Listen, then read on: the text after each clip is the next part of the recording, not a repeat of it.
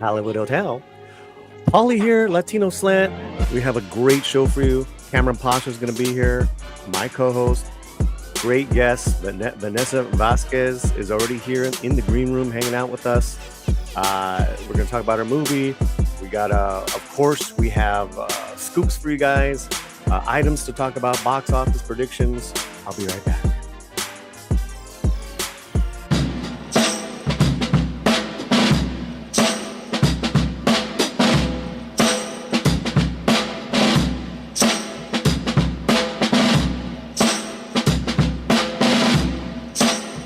Seconds. First thing we're going to do is we're going to say hello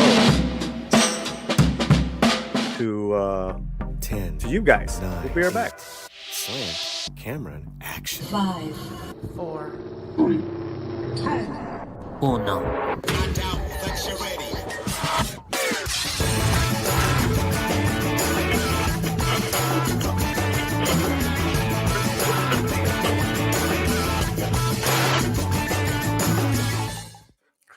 Paulie here on the Latino Slant. Welcome everybody. It's Friday. It is our second edition of Slant Kamran Action. That's right. We're gonna break it down pop culture style.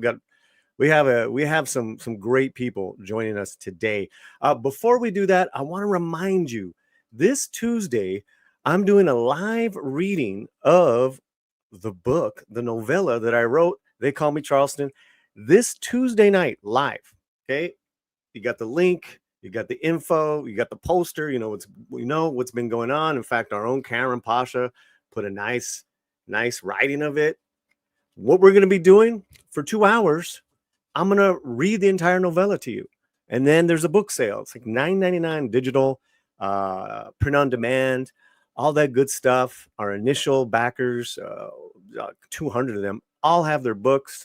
Been amazing, been incredible. Now I want to thank you guys and do this live performance of my novella for you guys. That's next Tuesday night, 7 p.m. Pacific. Thank you so much. Muchísimas gracias. And let's get a membership goal. 10. Yes, I want 10 new members between now and the end of today's live stream. 10 new members, gift them, earn them, give them, run them down. Oh no, that would be very nice. That would be very nice. Okay, so let's we have a few minutes before we have our guest on. Let's bring in our co-host right now, the one and only, the man, Kamran Pasha, man. Hola, ¿cómo estás? Are you ready, man? Are you we got Vannessa ready. She's in the green room. I mean, what do you even have me on for? Everyone wants to see Vannessa. No, they want to talk to you, bro. You got the scoop. We got stuff to talk about. How was your week, bro? How was your week? Week was good. A lot of intense preparations. You'll appreciate this as a martial artist yourself. I've been taking karate, kung fu, mixed martial arts for about 2 years now, and I'm up for my blue belt exam on Saturday. Ooh, look at you! That's a lot of work. It's a lot of work, and every night this week I've gone to the dojo to prep because you want to get the belt. You want to do it right. You got it. It's constant. I'm proud of you, man. I'm very proud of you. But that's a good week. That is a good week. So let's talk about the weekend, and let's get some predictions here because 2 big, huge movies are opening up, Wicked and Gladiator 2. I saw Gladiator 2. Me and Romy saw it last night. Here's what Exhibitor Relations is saying. Preview Thursday.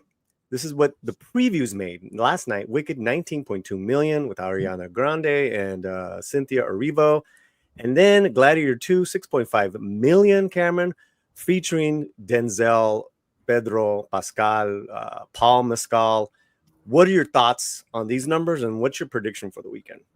Well, I mean, I think Gladiator is probably going to come out on top.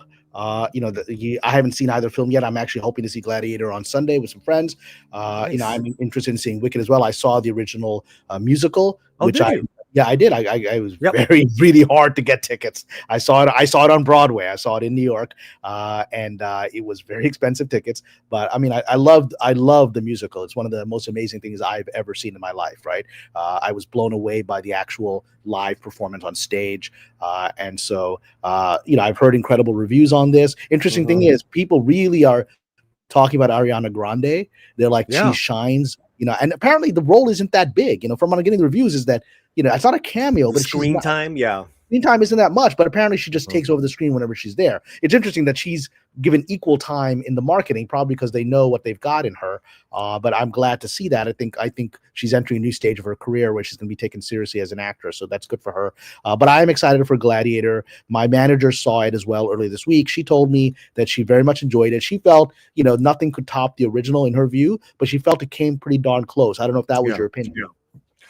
Well, first of all, with Wicked and Ariana Grande, she's a global name, so it makes sense that they want to push her. Cynthia is very talented. That's a movie that Romy will never see with me. She's just not into musicals.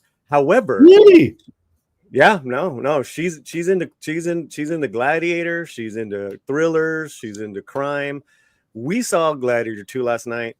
We loved it. Oh my God. Denzel Washington's performance, that role, and then this Mescal guy, like, really grew on me.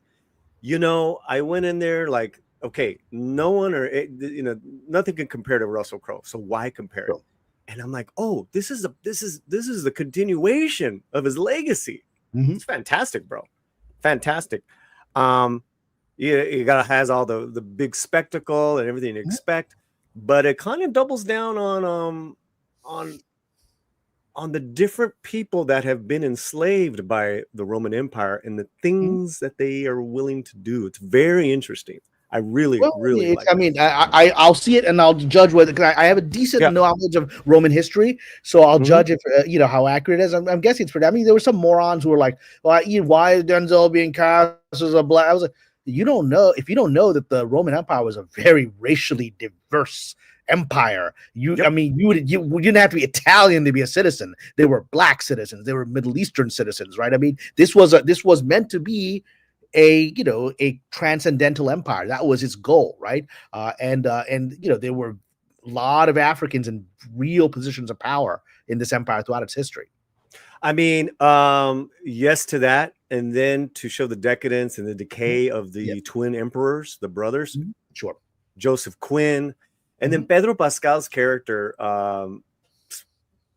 he was wonderful. They were all wonderful. The entire cast was wonderful. I was very pleasantly surprised. And the clip, like the pace of this movie, was like, whoa, that was 2.5 hours. So That's right. Okay, so my prediction is these two movies are going to do wonderfully for the next few weeks. And I think that means also, too, it's great for other films that are coming in, like Say a Little Prayer, a smaller film that got theater distribution. And we'll talk about that in a minute. Okay. But it gives, when people go to the theater, they see what else is playing. And it's like, oh, maybe we'll come back tomorrow because it's Thanksgiving week. Maybe we'll give that little Christmas family movie a shot. What are your thoughts on that? Because I know it's really hard just to get a movie out there. Yeah, I mean, look, the good thing is theatrical is not dead, despite all the people screaming that it's dead. The reality is that experience people want, they want to take it's a family event, especially during the holidays, during Christmas. People want to have nice experiences. And so, yeah, anything that raises the tides for all films is good. So a couple of blockbusters getting people to go back into the theater, and then they see the previews, they see the one sheets on the walls, like, oh, that might be good for the kids. That might be fun, right? A lot of movies that I didn't even know were coming out. I go to the theater and I'm just walking by the advertisements, the one sheets, the posters on the walls. I'm like, oh, I didn't know about that one. I didn't see a trailer for that one. I want to go check that out. You just got to get them in the theater, which is what these things are doing. Okay. So, before we get to our first guest and our first topic with our guest and her new film, Say a Little Prayer, we want to say hello to over 200 people hanging out with us in the chat combined. We're live on Facebook. We're live on X and on YouTube. Cameron, We're 200. happening. That's great. Even more than last time. Wonderful. We're happening. We are happening. And our producer extraordinaire is in the background, you know, producing, doing his thing. So we got a lot of new members. Boosh. That's Monica gifted a membership. Samuel gifted 5 memberships. And those 5 are Connie, the Sundowner, Nick, Echo Base. What's up, Nick? I know he's been hanging out with Mexican Iron Man in South Carolina. Batman, Scribe Light. And we have a let's save this. We have a great super chat, but we're gonna save it till later. Okay. So Douglas, just hold off on that. We're gonna get to you. Let me also quickly say hello to our members. Sander, Fletcher, ¿qué más? Who else do we have? Pete, Liam.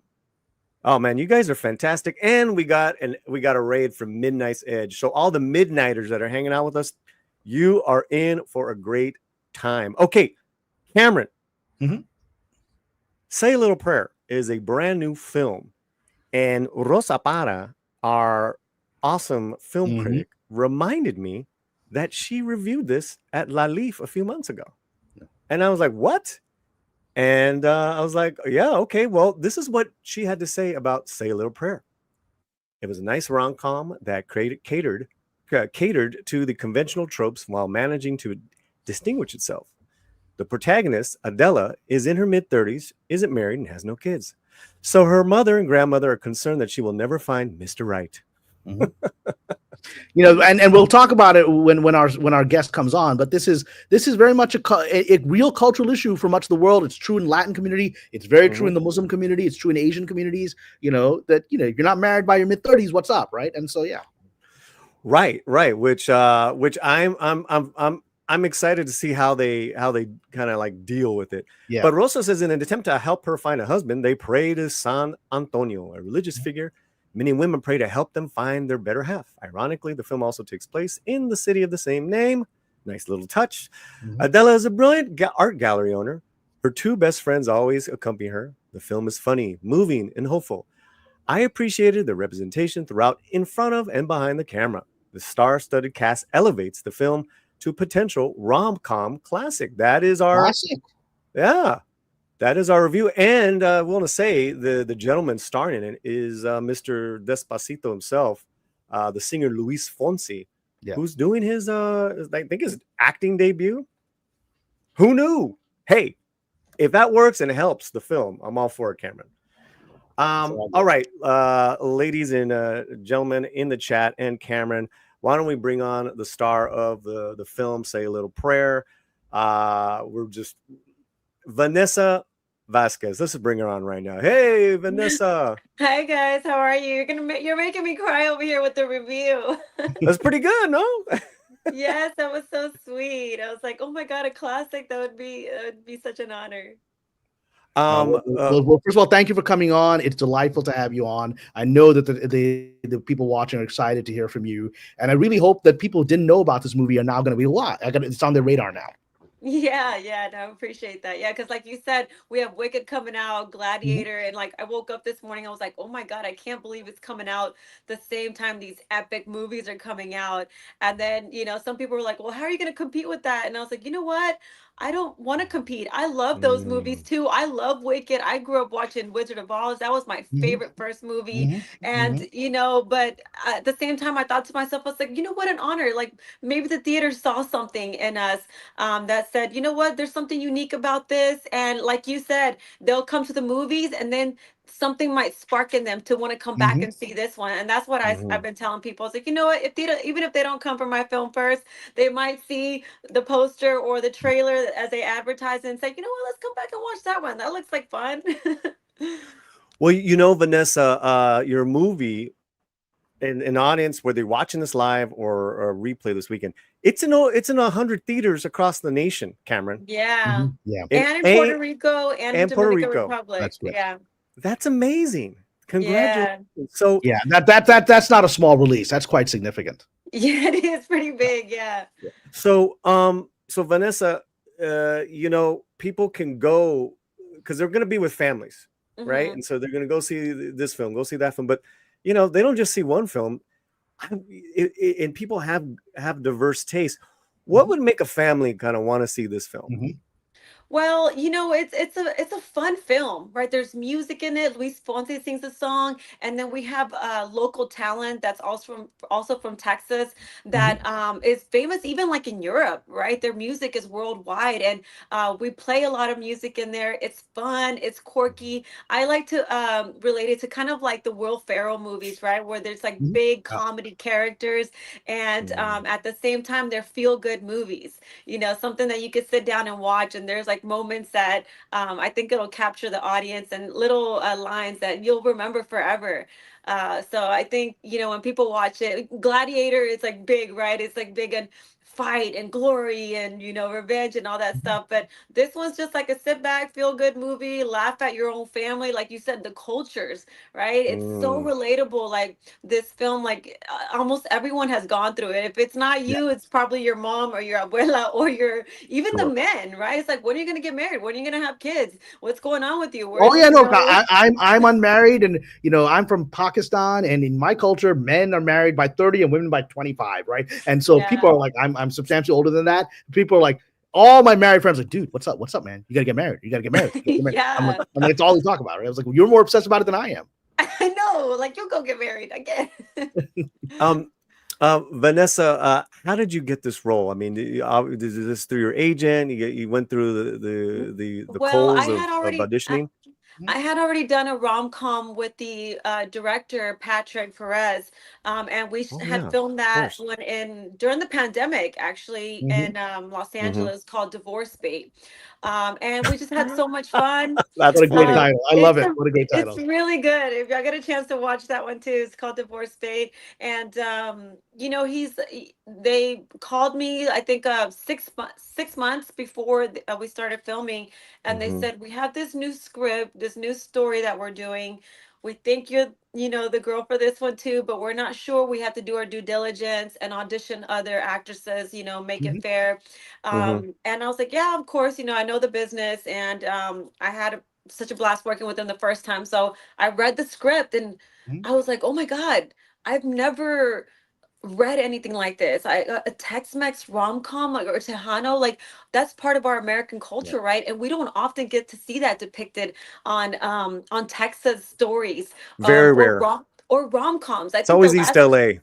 yeah, so I think the last time, yeah, it's always East LA or like Miami or like New York. And so I think the Hmm. last time we saw Tejano was like the Selena series, Yeah. and the movie. So, and people loved it, right? It was a worldwide hit. They love our culture, boots, Yeah, but the Selena peso. story is not exactly a rom-com. You're right. Yeah. We know Well, that the Selena story is the Titanic. It is a huge tragedy, Yeah, it's but tragedy. it's Yeah. But you you're get right into in that it's Tejano. But you got the last one I could think of was Chasing Poppy, which is like what, over oh, 20 that's years yeah. ago. I remember that was a while ago. Yeah. That was a long time ago. yeah. Well, but Go but ahead. that's the thing. This is so important. Tejano culture is, Latino culture in general is going to be significant for America moving forward, right? But Tejano culture in part is very unique. My sister is actually in Houston. I'm going to actually go to Houston next week for Okay. Thanksgiving, right? And so Yeah. when I was there, I was like, where are the white people? There's Pakistanis, Indians here, and lots of Latinos, right? And so, but Yeah. it is a very special culture, and it's an expanding culture, and it's having Mhm. real, effects on politics, effects on society, effects on Yeah. conversations about culture of American culture. And Mhm. this is really significant that you have a rom-com, which Mm. is that is the way, in many ways, to quote unquote normalize Mhm. minorities. Latinos are not going to be a minority for long. In a couple of generations, you're going to be a substantial, maybe plurality, even majority of the society, right? But Yeah. this is one of And the Texas, steps we're creatively to definitely get people ready for that. Yeah, and in Texas, I think we are the majority now. Mhm. Yep, sure And are. so we don't often get a lot of Texas Latinos with a twang, Yeah, I love it. I remember when I first went to Hollywood, I had a little bit of a twang, and they were like, "Where's your accent from?" And I was like, "What accent?" I had Can you no bring it clue back? We I want had to an hear it. Can you bring it accent. back? They're Can you like, bring it back? Can you talk to us in Tejanos? Wait, Vannessa, sorry, are you Tejana?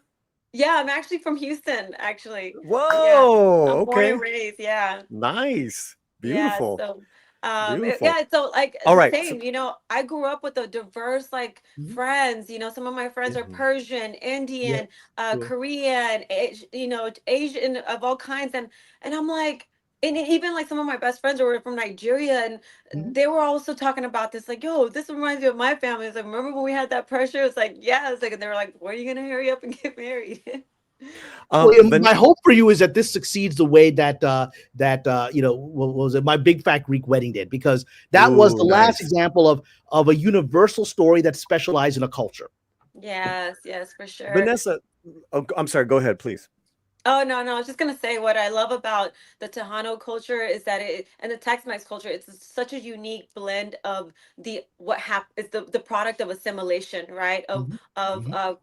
Coming together with the country culture, right? Our American country culture, but also our Mexican culture, and this is what becomes of it, and it's such a huge thing. And when people come here, they want to experience that in San Antonio. They want to go to the Alamo, they want to go to the Riverwalk, they want to eat Tex-Mex food and queso. Live music.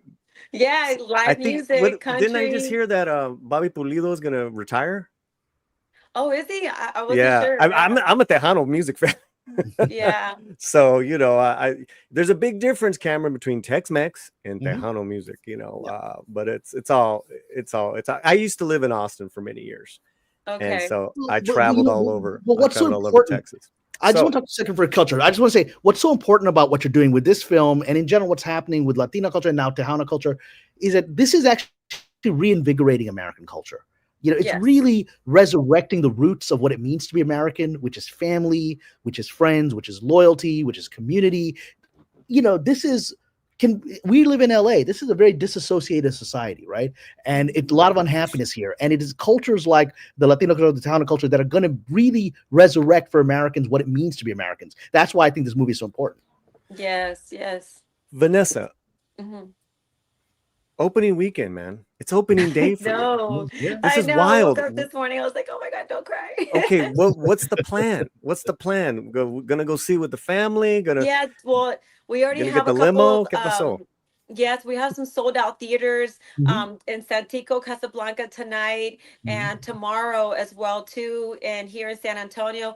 And I'm gonna do some surprise pop-ups and after the movie ends and say, hey guys. So now you gotta all go to the theater to meet this lovely actor. You gotta come through. We'll be there. I'll be signing some posters, taking pictures with everyone that is so excited about it. So I just, I'm here in town to give everybody a little surprise. And we're also going to do some in Houston too on Sunday in First Colony Mall during the matinee shows. So I'm gonna pop in and say hi, like, hey, thank you for coming.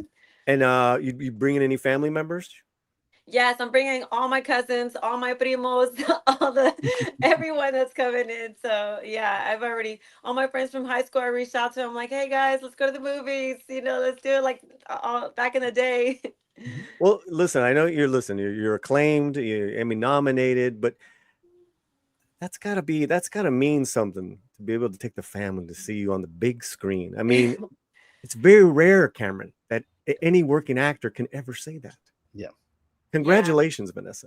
Thank you. I definitely cried when at first it was just like we had Divorce, but they came out in theaters, but it was very small, limited release, and it was like in random places. I didn't even get to catch it. But then like as the theaters were coming in and they were like, this AMC requested this one and this one, and it was just like all these AMCs that were requesting the movie, and in primetime hour, like 6 o'clock, 7 o'clock, all the matinees, that's a sign. They're not looking for, they're chasing you. Yeah, they're chasing you. I just like started crying out of just like tears. I was like, oh my God, we didn't expect this. We just thought we were making something fun and light for people to enjoy, on maybe Netflix or something on the weekend. But like the fact that people are coming out, wanting to watch it, it's cool because there's a little concert that Luis Fonsi kind of puts on. And then, like I said, there's musicians that play. So it's kind of like watching a concert and the movie at the same time.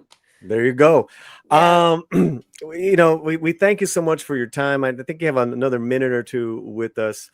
Cameron, any maybe a last question from you, Cameron? I mean, I think I read about your film, about Say a Little Prayer, and how you got this deal by the distribution deal by going directly to the theaters or to AMC.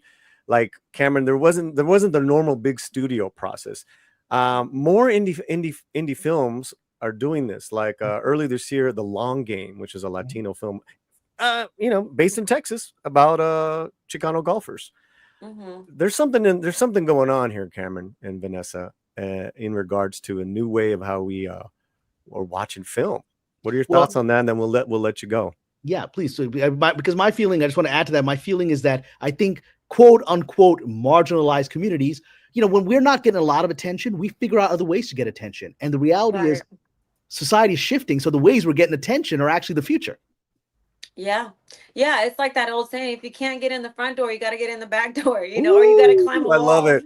Right? Climb a wall to get in there. It. And so, I mean, I feel like that's just the way we are, right? I think it's the hustle culture that's ingrained in us as I feel that everyone that has come to America at some point, right, has come from an immigrant family, right? Whether you're Irish, Italian, or something, at some point your family was immigrant, and they came here through a boat, through airplane, through something. They found a way to get here, to get up there when maybe there wasn't any access. And I still feel that in some aspects, the entertainment industry is like that, right? Especially for ethnic marginalized communities, and just trying to tell our American story, right? Because we're so used to seeing America as one particular way, but America is so diverse, and we know it, right? We go to school with everyone that's like all different colors from all different backgrounds, all different cultures, and we share each other's cultures and create unique blends of it. And so being able to say, hey, knock on those doors, like, I know you're used to portraying us like this, but we're also America, and we demand to be depicted as America as well. And just keep knocking on it, being persistent, and making change. So I think that's the way to do it. So Vannessa, you have huge fans now in the live chat in our YouTube. Thank you. Here, let's bring these up real quick. Hey, Vannessa, you look great. What's your dream role? My dream role. Oh my God. I have a comedy one and I have a drama one. So let's do the drama one. The drama one, I would love to play a lawyer.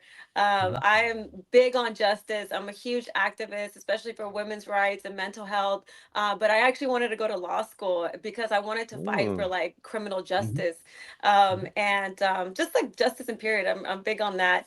And that would be like a dream fulfilled. But I think with comedy, I would love to play a female character like Better Call Saul. Someone really big and but funny and just like in your face, but make it comical. So I would love that opportunity because I've been having a blast creating these characters with rom-coms. It's Courtney, Fellowship of Oddball. She's a member of the channel. She says, "Hi, Vannessa. You look fabulous." Oh, thank you, Courtney. She also says, "Congratulations on the nom." Welcome. Thank you so much. Welcome, Vannessa. Looking sharp. Thanks, Max. Relax. Laredo, Texas, in the house. Oh, let's go, Laredo. Saludos from this Mexican metalhead, says Razor Burn. Hey. Nice. The dude 199 just watched the trailer. It looks fun. I'll take the wife. Oh yeah. Let me know what you think. Tag me on Instagram. And then we have a super chat for $1.99. It's Courtney says, "Hi, what's your background with music?" Oh, music. I've done a little bit of music here and there, but not a lot. But I'm hoping to do some in the future. I've been writing some songs. Nice. We'll see what comes up. Nice. I didn't know that. That's great. Great. I've been writing music for a long time, but my brother is actually my younger brother. He's more into music. He does rap music, and he just kind of went at it. And I saw him doing it. And I was like, oh my God, I'm inspired. I want to write. I want to make one of my songs into something, even if it's just one. And Borgu is here. He's Grogu's cousin. Hello, everyone. Hello, Vannessa. You are so beautiful. Oh, thank you, Brogu. And our film critic, Rosa Para, is waving hello. There you He's the one that gave you that review. Let's do the Miss America wave. Gotta cup the hands. I love it. Finally, director Alejandro Montoya Marin for $10. Viva Indy. Saw this movie at La Leaf. It was great. Unexpected, that's Alejandro's film, was in the same fest as Say a Little Prayer. Latinos are hot right now. Awesome. Ariana Grande is hilarious and wicked. Yes, that's awesome. I think Ariana Grande is Italian, but Latin European. Okay, we'll include it. ancient Roman ancestry. You all share that. Yeah, ancient Roman. Yeah, it's funny because we're Latin European too, so it's okay. Listen, we even claim Ben Affleck because he knows better Spanish than most Latinos. Right, exactly. I mean, we claim Penelope Cruz all the time too. She's Spanish. That's where we're all from. We're from. We get our Latin from Latin European countries, right? Like our Spanish ancestors, Portuguese, Italian, and people forget that, right? That we're that unique blend of the Europeans, our Native American ancestors, and our African ancestors, and also Arab, and that's just like the combination. Well, that's what I was saying. We Muslims claim Penelope Cruz too because we're like, that's our Moorish sister. That's hilarious. Hilarious. Vannessa, apparently Pete needs a heart machine because I got to stop bringing beautiful women onto the stream. It's not helping my cardio. Well, you better get in shape, brother. Yeah, I don't support that tweet. I don't support that one. No. Pete, you're lucky to remember. Vannessa, I'm going to let you go. We don't want to. If you want to stay, but no, we're going to let you go. Congratulations. Any final pitch in regards to your film, my friend? Well, yeah, just say a little prayer. You can get your tickets on fandango.com, see which one of your local theaters has it, and follow us on Instagram at Say a Little Prayer Movie, or me at Vannessa V at Vannessa V. And yeah, let us know what you think, and hopefully we'll get more movies out that are authentic with authentic storytellers and musicians and all that good stuff. One more. Vannessa stunning, beautiful inside and out. I automatically became tongue-tied around such top shelf beauty. Orale, take it easy, Terry. But thank you so much, Terry. Thank you. You're getting the love. Hey, all the guys that are showing love to Vannessa, y'all need to go and follow her, and y'all need to go see. Yeah, actions speak louder than words. Let's go buy tickets and go see the movie. Amen. Vannessa, this is your first time on the Slant. We did get some super chats. And we do every newbie here has to listen to my uncle's grito. Here we go.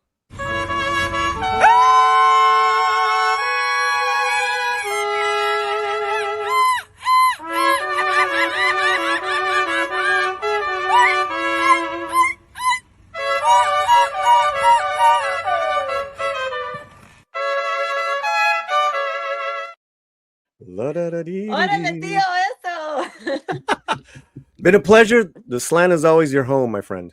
Thank you so much. Thank you, guys. God bless y'all and everything y'all do. And all the fans, thank y'all so much for watching. See you at the movies. Amazing. There she goes. Vannessa Vasquez. Cameron. Wait. Adios, my friend. Wow. That was awesome. And and the fact is, she's a great saleswoman for this movie. She's so charming and so articulate, and you immediately I want to go see this woman on the big screen. Well, I want to thank her PR people. I want to thank her film people that got her to make this happen, because honestly, I was interested in covering this film. We're going to cover another film in about 10-15 minutes. We're going to have a writer of another film that's been out. But the fact that Vannessa can turn around and get here and make it happen is wonderful. Speaking of another beauty, Fletcher's here. Look at all the numbers went down. It's just nobody wants to talk about Lucasfilm scoops. Nobody cares. They're just going down. Whatever. Hey, that's coming up next, guys. Here, let me put the coming up. I'm gonna take a quick little break. Fletch, would you mind hitting all the the start stuff, and I'll be right back. Okay, cool.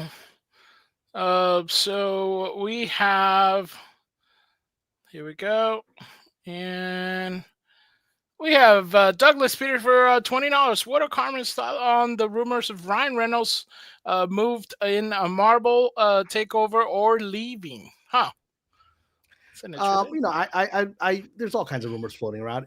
Ryan Reynolds right now is in a position of great power. There's literally the gang of four in Hollywood that can get anything greenlit. And that's what I call them, the Gang of Four, and that's Ryan Reynolds, Ryan Gosling, Margot Robbie, and Sydney Sweeney, the four very attractive blonde people that are overlords in Hollywood right now.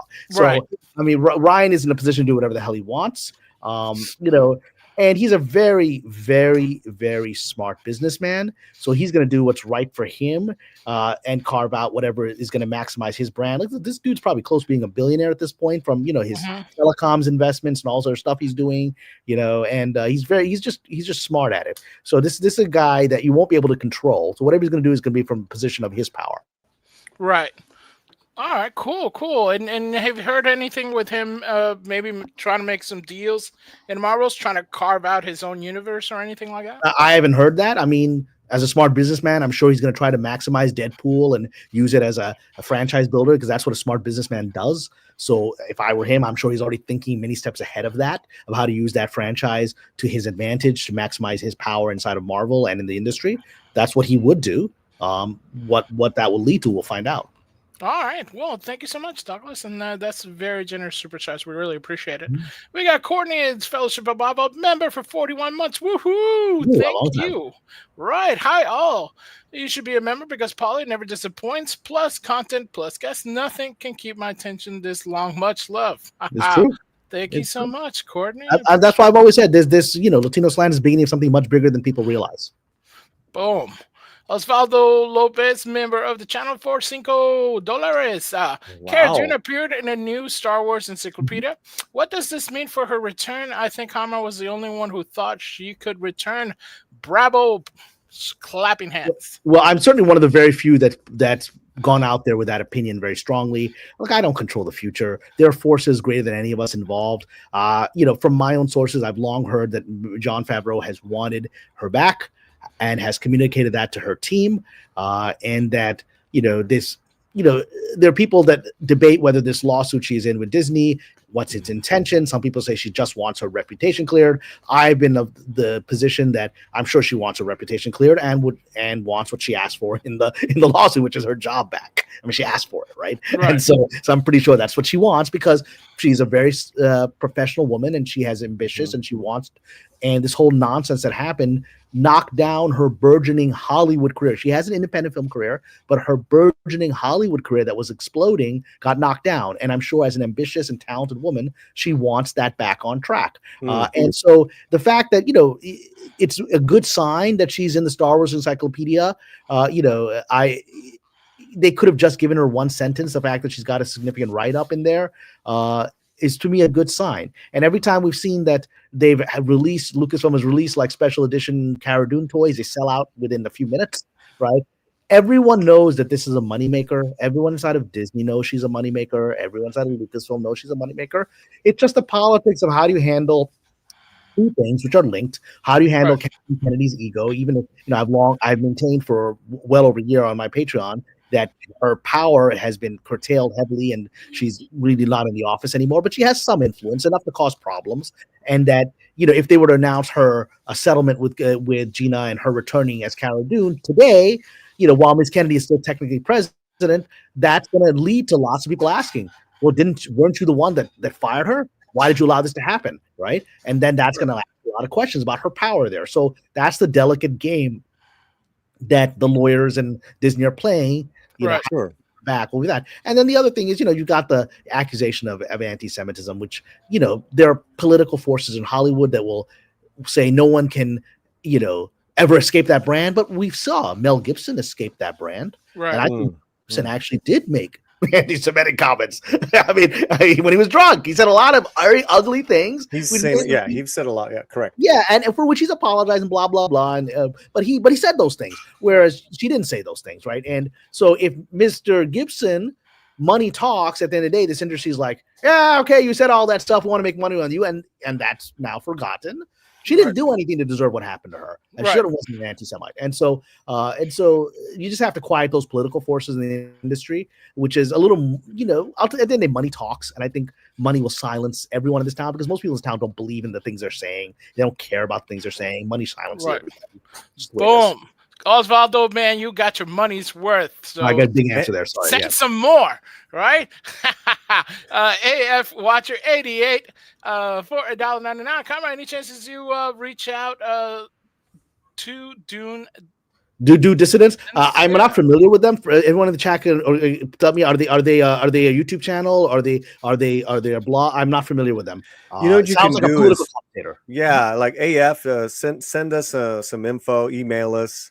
That would be great. You don't have to super chat again. Just just put email in us. like who are these I'll people? put my email in the chat right now. And also I don't know who they are, so I can't reach out to them. But if I'm decently public, so if they're interested in having sort of a conservative Muslim's point of view on Hollywood, they're welcome to reach out to me. I mean, you can reach out to me through my website, which is my name, KamranPasha.com. Contact button goes straight to my email, whatever. Yeah. And so or you can reach out to me through the Patreon. So if they are interested in that point of view, I'm happy to talk to them. Yeah, and you don't have to super chats, but if you want to, you can go ahead and do so. Yeah. Let's take a quick break on super chats. Kamran, so we got probably about another good 10 minutes. What would you like to do, my friend? You want to do the Cavill? Yeah, let's do that because I have myself 20 minutes in and out, right? I got to get out for my own stuff, right? So why don't we jump into this? Let's get into it, which is the big sort of thing that my Patreon reported, a day ago. Hold on, I got to introduce it. Hold on, I got to do an introduction. Do that? I got an introduction. Scoop. You like that? Master swordsman to wield a lightsaber.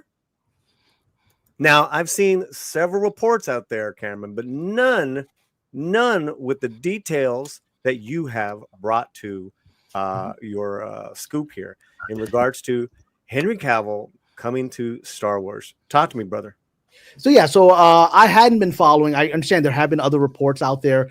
Some people saying that Henry Cavill has been circling this alleged trilogy by Simon Kinberg. So let me start with that. There is no Simon Kinberg trilogy. It doesn't exist. It's not real. And as I've reported on my Patreon for several days now, that's even being said in Variety. The people that are claiming this are Deadline Hollywood Reporter, and they're just like unnamed sources are saying this. Whereas Variety did a lengthy piece on Friday saying that, it seems very strange and this announcement really was premature and blah, blah, blah. When the trades are saying that this announcement wasn't ready to be released, someone is telling them this isn't real. Right. And so it's not, I don't think it's the Kinberg thing because there's no King. My people inside Lucas are like, what?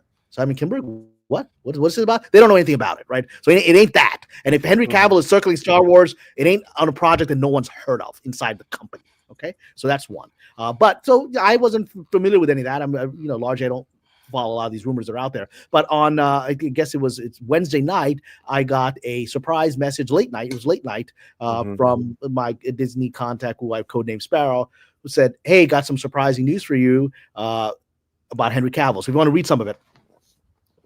Absolutely. Here we go. My Disney Insider Sparrow at length this morning after initial surprising message last night about Star Wars casting. So I just got off the bat phone. I'm ready to share the news with you all. Henry Cavill is in final talks to come on board Star Wars as a lightsaber wielding badass. It is not known yet whether he would play a Jedi, Sith, or some brand of Force user, but a lightsaber has already been designed for Cavill. So that's the important thing because they were able to confirm that the conversation has reached such a stage that Cavill had actually demanded a lightsaber and that they've designed one. And I guess he must have seen it, right? Because apparently the conversations are at a very serious stage. I mean, I don't want to say that they're done, but hopefully it's close to closing. That's what you're saying here. Sparrow has spoken directly with people aware of the conversations between Cavill's representatives and Jon Favreau, and they say it's close to being a done deal. And it looks like Cavill's character will be slated to appear in the second movie of the upcoming Thrawn trilogy.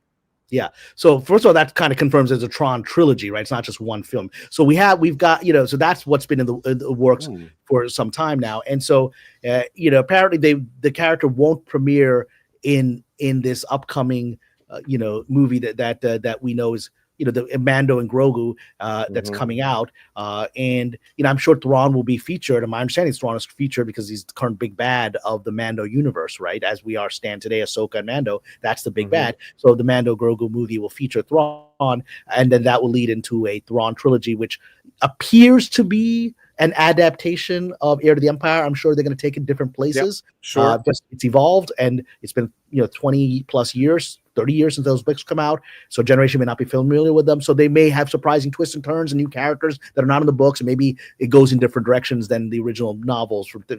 But apparently, the conversation is to have Cavill come in the second movie, because I guess they've already plotted our storyline, and Cavill doesn't, as of now, fit into the first version of that.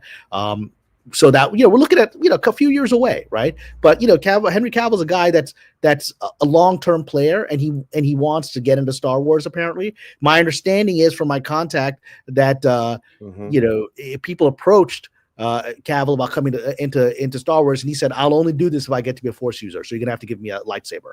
Well, that's in your next paragraph. Yeah, so Cavill been approached by Lucasfilm a while back about potentially joining the Star Wars universe.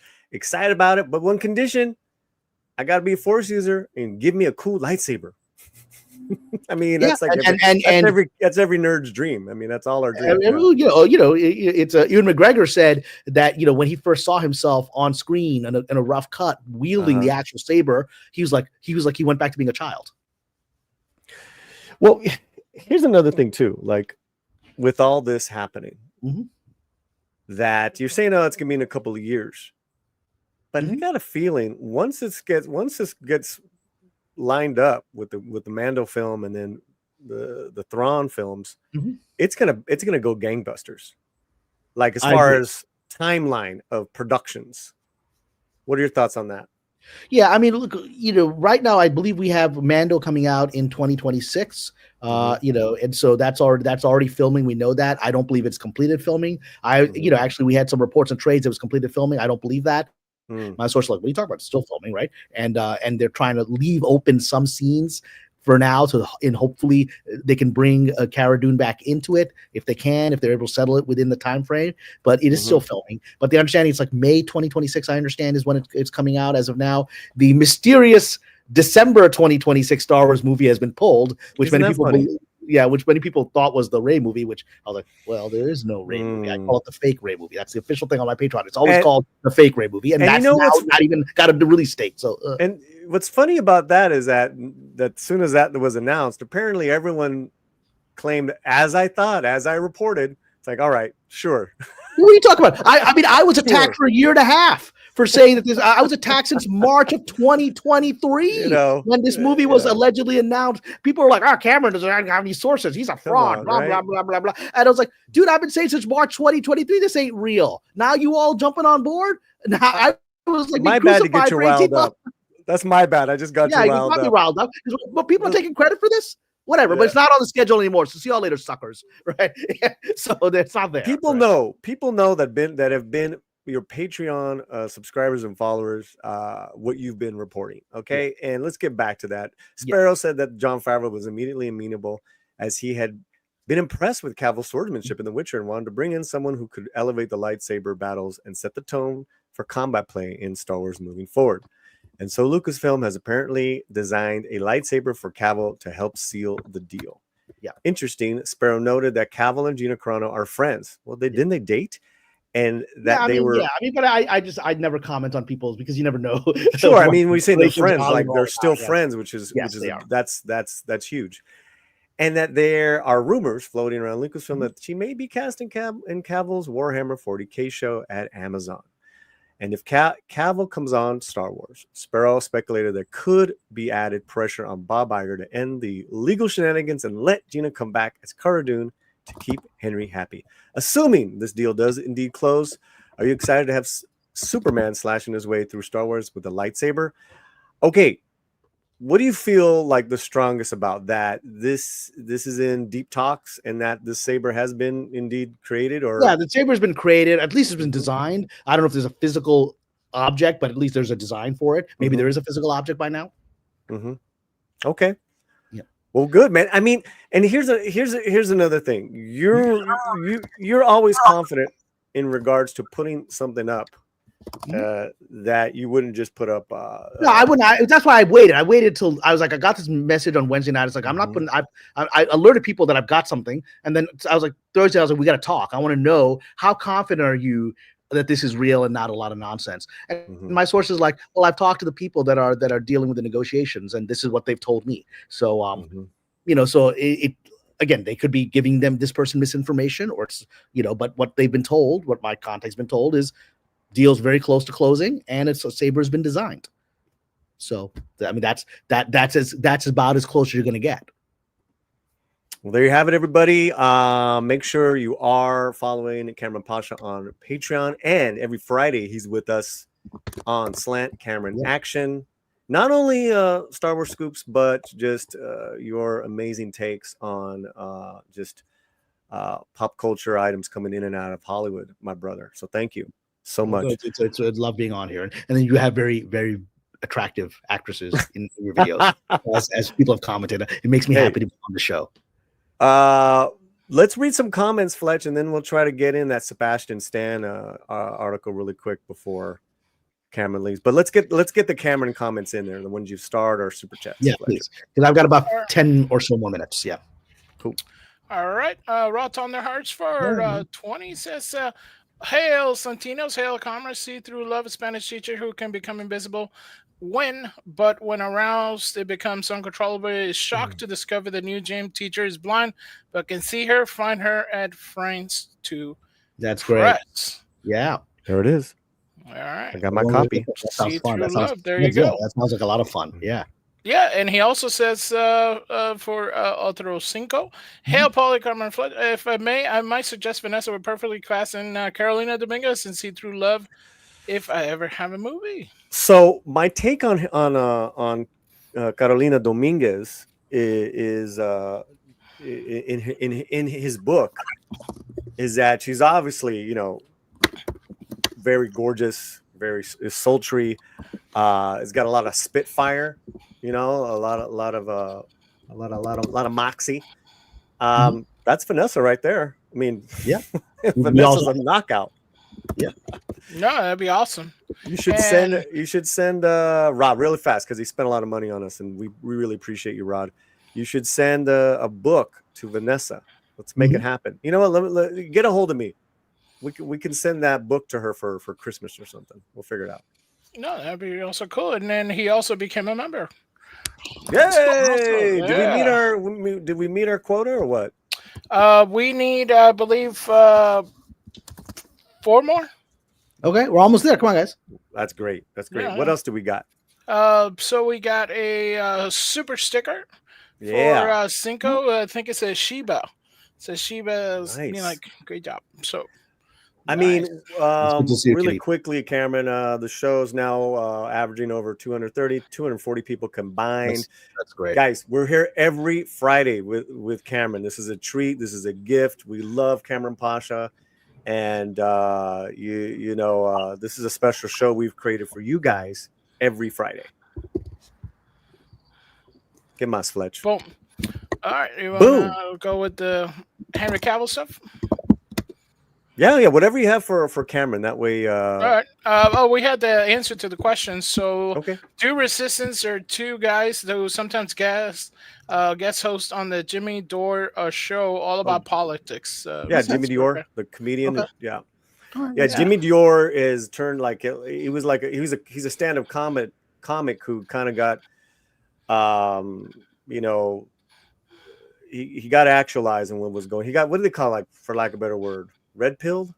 I don't know, but he's fantastic, and he like myself, he was a hardcore liberal, and just a lot of stuff happened to him. There you go. I mean? He's got a huge. I just those terms don't mean anything anymore. They don't mean anything. Those last election show, they don't mean anything, and so we're gonna have to get to a place where we're redefining what we believe under new terms, our values. Sure. And so I'm just explaining to you his last 5 years, his journey, where he was and where he's at now. But his show is huge, bro. His YouTube channel is huge. Okay, let's go on. Jim and Mac, member of the channel, Cavill the Sith would actually give me the experience that we wanted as Evo Soups and show me him as the Highlander before you show me him as a Sith. Yeah, I mean, look, I think he can play either, but he's a very good villain. He played a villain in that Mission Impossible movie. I thought he did a really good job, right? Yeah. Look, he's just a powerful, dominant persona. You can take it either way you want. All right, there you go. Flash says Cavill would make a great Sith Lord. Also agreeing with Jen. Yeah, potential for a big deal that Henry Cavill's close friend with Gina Carano and even dated for a time. Yep. 2 for 1. Bonzo Kills, what happened to Warhammer? I mean, as far as I'm aware, it's still in the works. I remember there was a report that there's some kind of time frame with the rights holder that they got to get things moving by December of this year. Well, December is next week, right? So a week and a half or so. And so it's, I don't know. I don't know if Cavill making a deal with Star Wars means Warhammer isn't coming together, or he can do both. I don't know. Ooh, we got major scoop on this one. That Warhammer, it's nearing its deadline for a decision. Yeah, nice. Rude by nature, Cavill will make a good Star Killer. Mm-hmm. Oh, nice. A lot of people love the Star Killer character. Very loved. Yeah, he'd be great in the Star Wars universe, guys. Yeah. Come on, he'd be fantastic. Yeah. And the thing is, he'd bring heart to it. He'd bring heart to it, just like Gina did. Yeah, this like Gina. You can tell she's in love with playing that character. He's in love with genre. He's in love with Star Wars. You need people who are in love with this thing. It's not a job for them. Right. Stephanie Smuggler's Cantina, Filoni and Fab recently did a video on D23 from the Mandu Grogu set. Oh, okay. Oh, nice. Cool. Nice. Danny Larson says camera is like the Orange Man, mocked and dismissed, but in the end, proven right. Well, I'm sure some people would agree with you, not everyone would agree with you. Oh my God. That's funny. That's funny. We need to get camera like the wig. Over 250 people combined hanging out with us, Cameron. We're a hit, brother. Well, it's great. And there's my Sufi brother. Assalamu alaikum. Alaikum assalam, Mexican Iron Man, a member of the channel. Super Wrench, super producer. Hey, boys, great show. Super. I think so. Very nice. I think so. Very nice. Okay, so we have a guest, but I think they're I think I need to start signing up. So I'm sorry I won't be here for the guest because I need to head out. Is there any last thing I can comment on before I leave? I can we sneak in that Sebastian Stan move? Let's do that. Let's do that, please. I can talk quickly about that. I won't hold the guest too long. Yeah, that sounds good. So recently, the actor Sebastian Stan was asked by, I believe, Variety. They do this actor on actor series to say, hey, can you get another actor to talk, and you guys can talk about the role. And there was not a single actor that would get with Sebastian, an actor, to talk about acting. Yeah, just get on the stage with him, because of this character. Because he's playing a younger Trump. What is going on? Well, first of all, I can confirm that this is true. I actually spoke to one of the executive producers because we're working on a project together, Noor Al-Fallah, who is one of the executive producers of this movie. I talked to her yesterday about a project we're doing, and she was talking about this. She said this is absolutely true. They were incredibly frustrated because they wanted to promote their movie, right? And this was a thing that Variety was all ready to do it, and Sebastian was ready to do it, and then all these actors backed out, and it never happened. And she expressed great frustration that this isn't fair. I mean, the movie, she feels, obviously she made the movie. She's one of the people who made the movie, that this is something she's proud of. And Sebastian did an incredible job. And he plays a character. I mean, people play Hitler, people play Stalin. Well, you're not going to be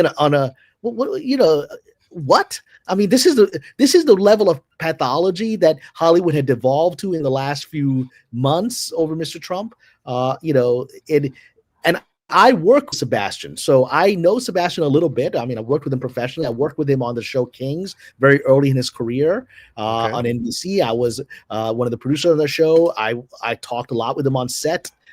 And he's a very, very decent man. And I could tell he was going to become big even then. Like, this is when he'd gotten a couple of like small things on Gossip Girl before, and then he got this, regular role on Kings, and then his Marvel adventure began with the Winter Soldier. But I knew him before any of that, and I really liked him as a person. And he's just a very hardworking, passionate guy. And it's not fair to Sebastian what they did. But I do think this, again, my understanding is this whole thing was in the last few weeks, right? And the election results are relatively recent, right? I do get the impression that if the panel was being held a month from now, maybe this wouldn't be what happened. Because I think Hollywood is kind of, unlike the last couple of elections, Hollywood has kind of suddenly accepted Mr. Trump this as a reality this time. It is. And because I think they were just the overwhelming nature of that vote and the very fact that the minorities that they claim to represent, the Latinos, many African Americans, many Muslims, and something like 75% of Native Americans voted for Mr. Trump, right? I think that shook up Hollywood and has really made them scared that, that they're out of touch with the people that they allegedly claim to represent and defend, which I've been saying for many years as a minority myself. And they've become kind of quiet about it, and they're realizing that if they don't get on board with where the public is, which is at the very least to be more accepting of a broad range of ideas, they're going to be knocked out of this game, right? And that the paying audience as well, right? Yeah, that's what I'm saying. That they have to be aware what the audience is. And Sebastian Stan is very popular with his take as Bucky, the Winter Soldier, and some other really fine performances. Tuesday night, his performance was halted because no other actor would want to talk to him. Stan plays the president-elect in the Ali Abbasi film that covers Trump's early years. Right, this is not him as the president. This is like him as the New York. This is the early days. You can see he's a young Sebastian ain't in his 60s, right? So. Right. I think this is the days with the Ivana. I think his relation with Ivana and all that stuff. It's old. Yeah. I'm kind of interested in seeing this film, especially now with this happening to Sebastian, because that's not cool, man. These guys are artists. That should be at the forefront. Editor-in-chief Ramin Situdith confirmed that this is indeed the case to IndieWire. What Sebastian said is accurate. We invited him to participate, the biggest franchise of award seasons, but other actors didn't want to pair with him because they don't want to talk about it's disgraceful, and I don't believe that will continue. I'm sorry that Sebastian had to go through that. It's not fair, whether one likes the movie or his take on it. He's just an actor playing a role, and he's a talented actor, right? He didn't deserve that, and I don't think it will happen again in the future. I think people are just going to start moving forward. Well, what do you guys think? Let us know. Make sure you guys comment and are subscribed to the channel. And before you get out of here, any final comments for Kamran? No, I just want to say people continue to support. I'm sorry. I'm sorry. I thought you were talking to me. No, it's a Fletcher. Please forgive me. Go ahead. Oh, no. So we have people love you, man. They have comments and super chats. Yes, that's right. Thank you, Willie, the super chat. So he's sent on PayPal, which thank you if you can. You send on PayPal because they don't take all that 30% that YouTube does, and does help the channel. It says, "Hi, Kamran, Paulie, Fletcher, and chat." Hi to you, Willie the Monkey King, and thank you so much for that. That's great. And we also have Monica S, member for 33 months, sent in a member chat.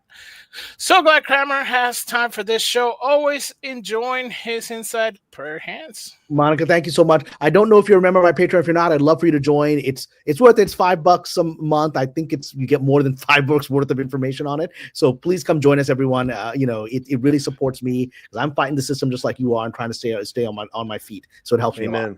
Amen. Also, we have Nas37 has just subscribed.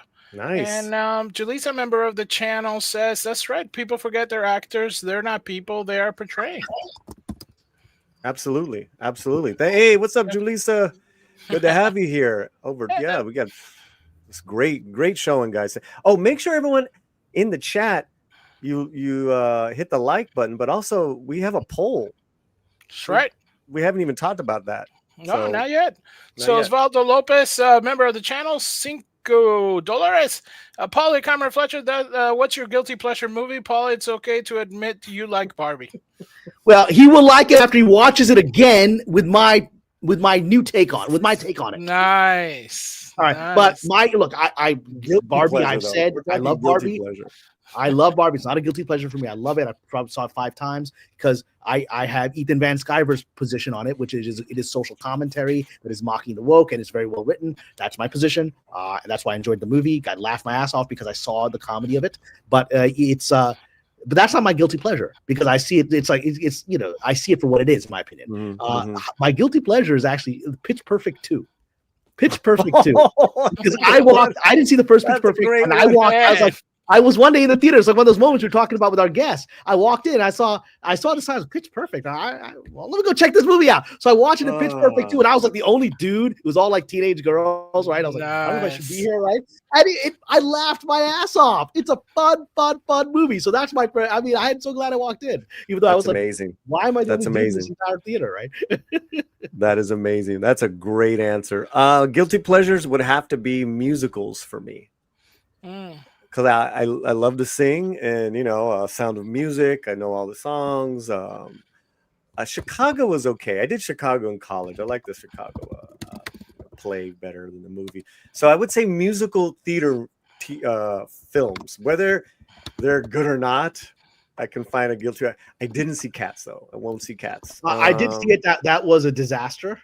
Yeah, it was a disaster. Although I will say that my beloved Taylor Swift was on the screen for all 90 seconds, and she just stole the movie. You're like, really? Okay, why don't we just make a movie about this character? She's incredible. And like, this is a garbage movie, and then you have like 90 seconds of really good stuff. I will say West Side Story. I love those songs. So yeah, I even love singing "I Feel Pretty." There you go. You got. I don't want to hold on much longer. We got our guest. I'm holding off our guest. So is there any last thing I can say? Otherwise, let's bring the guest on, and I'll take off. No, there's no. I haven't heard from the guest, and but I have backup. Well, I just want to respond to this comment here. Latinx is dead. Latinx is dead. Hollywood is embarrassed. It's one of the things I lectured people on election night on writers' boards. It's like, you morons, didn't you see what you were doing with this Latinx thing, how you're pushing Latinos away? Latinx, at least in Hollywood, is dead. You have to be really on the fringe of weirdo-ness to still be pushing it now. I think it's dead. And do you think that Wicked could be the new Barbie? I don't know. I think it's a different situation. I think Wicked already has this, pre-existing fan base. Barbie was a surprise. And I haven't seen Wicked yet. I don't know what its message is. I don't know how closely it follows the musical. Barbie, because I think it touched a lot of people in ways they did not expect. It became this billion-dollar movie. And again, for those who say it's woke, well then, okay, let's say I'm wrong and it is a woke movie and that's its message and it's not a commentary on that. Fine. Problem is Go Woke, Go Broke just went out the window, right? Because that thing made over like a $1.5 billion, right? So either Go Woke, Go Broke isn't real or that thing wasn't woke. So make up your minds. It's one or the other. There you go. All right, I should start heading out. All right, brother. All right, God bless everyone. Please do join me on the Patreon. It is a great way to communicate with me. It's a great way, we have not just all this information I try to put out something every day if I can, but also it's a way if you have like screenplays, novels, short stories you need consulting advice on. I'm doing a big consulting assignment this afternoon. I've got a major novel from one of our, she's actually in the chat right now, one of our Patreon subscribers who I'm going to be giving, consulting on next week. So it's a great way to get creative feedback and getting your work professional. So come join me on the Patreon, and God bless everyone. And are we doing this next week during Thanksgiving? Is that the plan? I was going to ask you. I think I should be. I'll check with my sister because it's a family thing. All of us, both of my sisters, my mom, we're all going to be together. It's like our family gathering thing. So we haven't done that in a while. So let's just see what their plan is on Friday. I'll be in advance. I would love to do it, but I just want to make sure it coordinates with my family. And then let's also too next Friday with the chat. Will you guys be here if we set up a show during the holiday week? Because we are going to take away from our eating and movie time with our families. Yeah. So we'll figure it out. All right. God bless everyone. Everyone continue to support this and come join me on Patreon. Hola and adios. All right, my brother. Assalamu alaikum. Be well. All right, man. What else do we got in the chat? What's going on? Talk about the poll that's going on. Okay, so we have a poll. And who's winning? What's going on? All right, so right now we have, would you like Cavill as a Jedi? We have question 1 is yes, tall, dark, and lightsaber. 2, no, Disney is toxic. And 3, maybe if they stick to lore. 4, we got Enrique Cavill at home. So the winner right now is it looks like no, Disney's Toxic at 38%. Coming in at number 2, yes, Tall, Dark, and Lightsaber with 34%. 3, maybe if they stick to the Lord with 23%, and only 5% says we got Enrique Cavill at home. ¿Qué pasó, pobre Enrique Cavill? What is going on, my brother? What is going on? How many likes do we have? How many thumbs up do we have? Right now, if I look, we got 100 likes. Whoa! All thumbs up. Beautiful. No thumbs down. Dislikes. No dislikes. What's up with that? I'm a little bummed out. You should sing "I Am Pretty" just to change that. Well, I got a dislike on my Gladiator 2 review this morning. So I'm did you? Oh yeah. No! I'm like, dude. Just because I liked it doesn't mean you gotta hate it so much. Oh, you liked it? Nice. Oh yeah, we loved it. We had Did a great you? time. Right. We had a great time. We had a fantastic time. And that Denzel character, oh my God, what a fantastic character that he got to sink his acting chops in. Okay, what are people saying in the chat? We have members, we have subscribers. You guys are beautiful. 233 people combined hanging out with us, Fletcher. Little O us. Right. Little O us. We got Lionheart, member of the channel. I only listen to Marvel Insider and Patreon, talks about everything. Nice. Yeah, nice. Yeah. There's only so much headspace I got because, I got to make sure I'm present for Romy in my life here. That my pop culture intake, man, is, and Fletcher knows, man, I'm always ping pong, ping pong. And then you're throwing me stuff. I always throw stuff, yes. Dude, you always throw me stuff, and yes. I love it, but there's 10 other people throwing me stuff too, and I'm like, Fletcher was first. Fletcher was first. There you go. Yeah. My stuff is stuff. So, wait a minute. Daniel Anderson says we got a 4 a.m. mail-in ballot dump. Cavill wins. Hey, Daniel, funny guy. Arizona's coming in hot. Tina Guzman, member of the channel, says, I see 104 likes. Can we make it 120 or something like that? Help us out. We make it? We got 6 Stang. Gracias for subscribing. Who just subscribed. Thank you so much. Nice. Thank you so much. Hey. Mike C. Wong, you like Gladiator 2? Just loved it. I thought it was okay. Okay, so here's the deal with Mike MC Wong. My boy, him and his wife, Desiree, whom we love very much. We're all going to have dinner very soon. We were going to go see it with them, but, it was just too far, Logistics for a film, for the movie. So they saw it in Burbank, and we saw it last night here in Crenshaw. And Des loved it. We loved it, bro. I thought for Mike to say it was okay, that's pretty good. That's a high praise right there. That's a high praise, brother. High praise. What's up, MC Wong? Terry Ike, member of the channel, says next Friday will be suffering from eggnog hangover. FYI, drink it without any alcoholic additives. Nice. Okay, so I think we should hit a story. I mean, I haven't heard from our guest. She hasn't come in. She is the writer and executive producer of a Christmas film that is currently see it for free. But let's wait off until she pops in or until I get an email from her. But I want to get to let's get to everyone's favorite leading actor. Who is everyone's favorite leading actor right now in the chat? Right now. Just boom. Oscar Isaac. Boom. Glenn Powell. Boom. Denzel. I want to know right now your favorite leading actor, and is it going to be that actor that I will be talking about? Because we have some breaking news photos from his set. What are people saying? Nothing yet. So I guess they don't like nobody. They got like nobody right now. Yeah, we got Theo Denzel gets a win. Denzel, who's Denzel? I love Denzel. He's a damsel in distress. Denzel. Dylan Mulvaney. Oh, stop it, you stop it. And you had to put it up, Fletcher. It's an actor, right? Yeah. Actor. Don't start. I mean, right. I think we saw him in Book of Mormon. Okay, let's go. Here we go. Pedro Pascal. We got some breaking images from Fantastic Four: First Steps. Everyone's favorite actor here on the Latino Slant. We absolutely love Pedro Pascal. Right?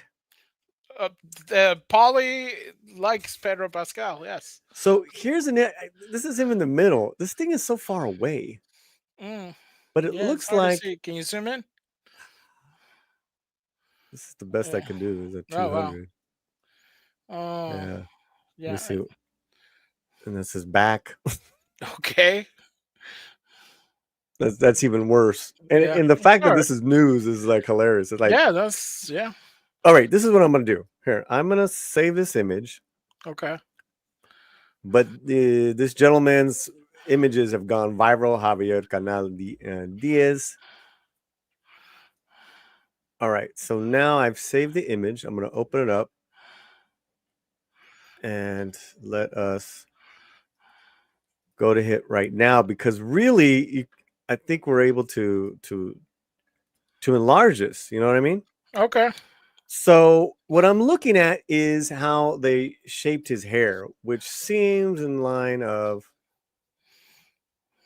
Okay. Oh, that looks unusual. But it looks like he's got the what is that? I have no clue what that is. Maybe he's got the curly. Reed Richards got the curly thing going on down his hair, just like Superman. What is that called?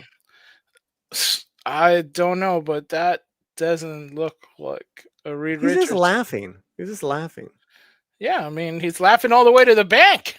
All right, listen. I know you're a hater. I'm not a hater. But I'm not a super fanatic. But listen. I think I like that hair, cut and the comb. It's got the comb, right? And then it's got the curl. It's got the little hair curl. I like that. But where's the white on the side? He's got it naturally. It actually, I saw that a lot in Gladiator 2. Didn't you see that? No, not. I mean, because Reed Richards is, it's one of his main traits. No, but I know, but I think this is too far away. I think that there's gonna be some gray in there. Okay. But anyways, this is from the set. Okay. And I think this is really, it's not enough. It's not enough. You know what I mean? Like it's great, but I would want a higher quality photo, and definitely not the ones of his back. Well, I guess you're seeing. I guess with the they're showing that he's got the costume, right? Like right. So it's part of the costume and the set. Okay. So something obviously happened before they took this picture, or you know what I mean. So it's like either they're coming into a set or like in the set, and he's obviously partly costume. So either the top is going to be CGI'd, because he's stretching abilities. Or because the bottom is, in the costume and the top is not. Right. See, yeah. Right. So maybe that's why it's kind of like either his character maybe he's going to stretch from the rooftop or fight from the rooftop or something like that, because obviously it's a close shot because, it's a very small area for the roof to be lined. So obviously it's going to be some kind of action shot or something like that where they need a close up of it. So probably the back shot. This is your Pedro Pascal Fantastic Four update, only here in the Latino Slant. He is starring in every movie you can think of. In fact, if there's a movie releasing this weekend, Pedro Pascal is starring in it. That's right. I'm shocked he's not in Wicked too. I mean, well, I might have spoke too soon. Maybe he is, and we just don't know it. But here's the thing. I loved him. I loved his performance in Gladiator 2. Did you? Nice. I thought the character was great. Right. I know you had other thoughts. Yes. Go ahead. Tell me your other thoughts. Oh, no. I thought for me, the movie kind of fell apart a bit because I guess in the beginning, I wasn't sold on the motivation of the kid, and I thought like, kind of like even like the relationship with his wife or something like that. It was it didn't kind of sell it. I mean, that was very quick. I'll give you that. Yeah, that was kind of quick. But then also when when she falls and dies, this is in the trailer, guys, so I'm not giving anything away. Mm-hmm. When the Roman soldiers go to pull him away from the body, it's like they're not even trying. And it's funny because I was telling my wife, you would have to kill me to pry you away from a body that's you in the sea. You know what I mean? And they didn't even try. Well, they were just like, yeah, what's up, bro? It was like, isn't that a little bit of a nitpick, though? No, I don't, because they didn't even have a connection. I felt that the performances weren't there. I think for me, I give you that. It was a little sped, but it still didn't ruin. It definitely did not ruin it for me. Even Denzel's Brooklyn that came out every now and then, because it did. That's what Romy brought up. It still didn't ruin his performance for us. No, I think his performance was great. There were some performance spread around that that were great. I just that one didn't do it for me, and I thought also the motivation of hating Pascal's character was weird, because he was one of many commanders in that thing. He had, he didn't personally kill his wife. Yeah, but he saw him. Spoiler, guys. He saw him give the command. That's pretty hardcore, dude. Yeah, but it's like, who's really to blame? It's almost kind of like the main. Yeah, but you're like when they've taken all of your all that you've loved, you're throwing your vengeance on that one person. Right. He said I want the whole Roman Empire. It's like, I can't give you that. It's all right. Well, give me that general's head. Yeah. All right. We're gonna get into spoilers. I don't want to spoil it for people. No, it's all right. Yeah, not that to me. You didn't like it as much as I did. That's definitely. No, I mean it felt like. Well, how about that? You asked a question. That's great. I know, but I got to move on. All right, then move on. He did great. You want to go ahead. You had some more, please. No, we differ in opinions. Going on.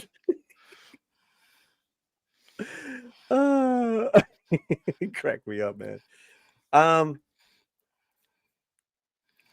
There is a leaked trailer. Disney did something very crafty, Fletcher. Nice. Nice. Their continued crafty behavior, right? Yeah, probably on purpose. Definitely on purpose. What are we talking about? We're talking about the Snow White trailer that's only been released in theaters, which I actually think is smart of them to do, but you still got social media, guys, and social media always wins. They didn't. It's as of right now, they have not put it up officially, correct, on YouTube. Yeah, so as of right now, I don't see anything that's pertaining to it. Well, the audience doesn't know what we're talking about, but yeah, something that Disney has said that it was going to do, but it didn't do. We thought it was going to happen. We're talking about Snow White, the trailer, and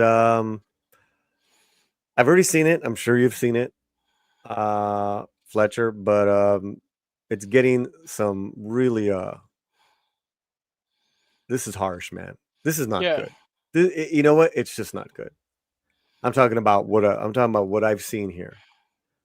But we're gonna brave through this and watch it just for you guys. What do you say, Fletch? Let's do it. We're not gonna get any kind of hit on this, are we? I don't know. Haven't people been doing it, or what's cool? Or what's the deal? Yeah, some people have been doing it. I just let's what do you think, audience? In between. All right, let's put a pause in it. Yeah. Let's put a pause in it.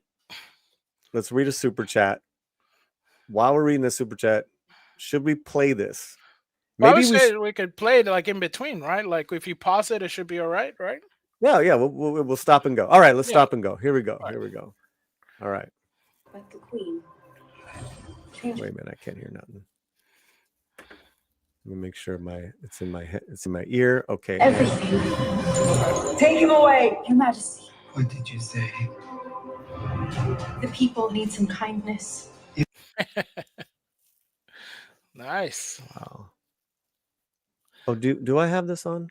It's on. We can hear it and we can see it. Can you hear it and see? No. I had the window, the YouTube window was open, so I had to mute it.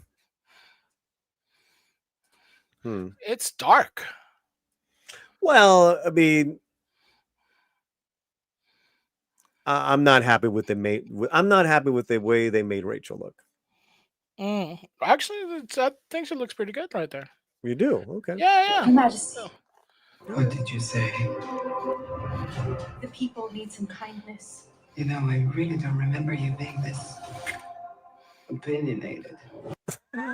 Opinionated. Opinionated. I really don't remember you being this opinionated. Hey, how you doing? You talk. Snow the White. Hey, it's good to see you. I remember you being so opinionated. Hey, I want to rub you out. Get out of here. Yeah. You know, I just came back from another kingdom, conquer another kingdom. Hey, there's the bell. There's another bell.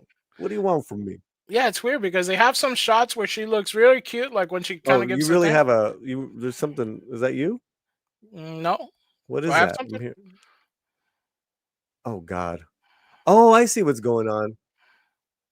Our guest is trying to reach me through Instagram.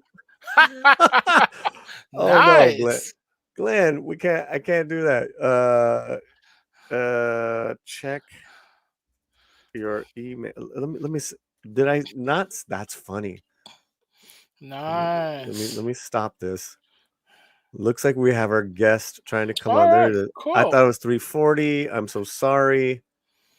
All right, let me give her the invite. Come on.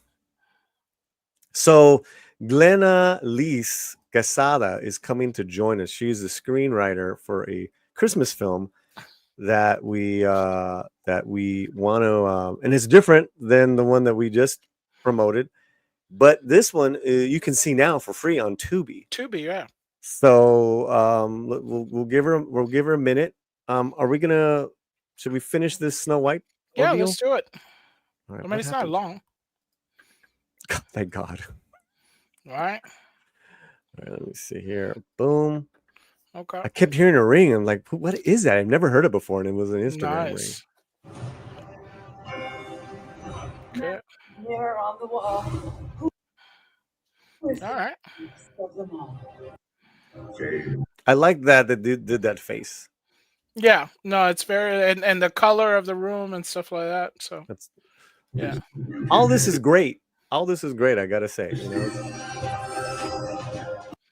I don't know if she could pull it off. I'm not talking about Rachel. I'm talking about Gal. Oh yeah, it's gonna be a lot of helping of probably side actors and a lot of creative editing. Maybe. It'll be interesting. So, but I mean, yeah. It's like, please, sir, can you spare some sofrito? Yes, sir. I have some bread, sir. A lovely maiden I now behold. I look at you, and I just want to be the fairest of them all.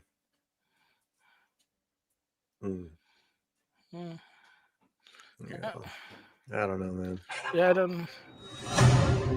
The queen is evil. You must flee into the woods. Okay, so that's the huntsman. That's the huntsman. That or a singing, troubadour. Okay. So. Flee into the woods. Flee into the woods. All right, run, Rachel, run. That's the song, so turn it down a little bit. Okay. La da da da da da. And this is an original song for this production, correct? Why is her hair wet? Did she like? She probably ran through the forest and. Oh, okay, yeah. Yeah. The dew of the morning.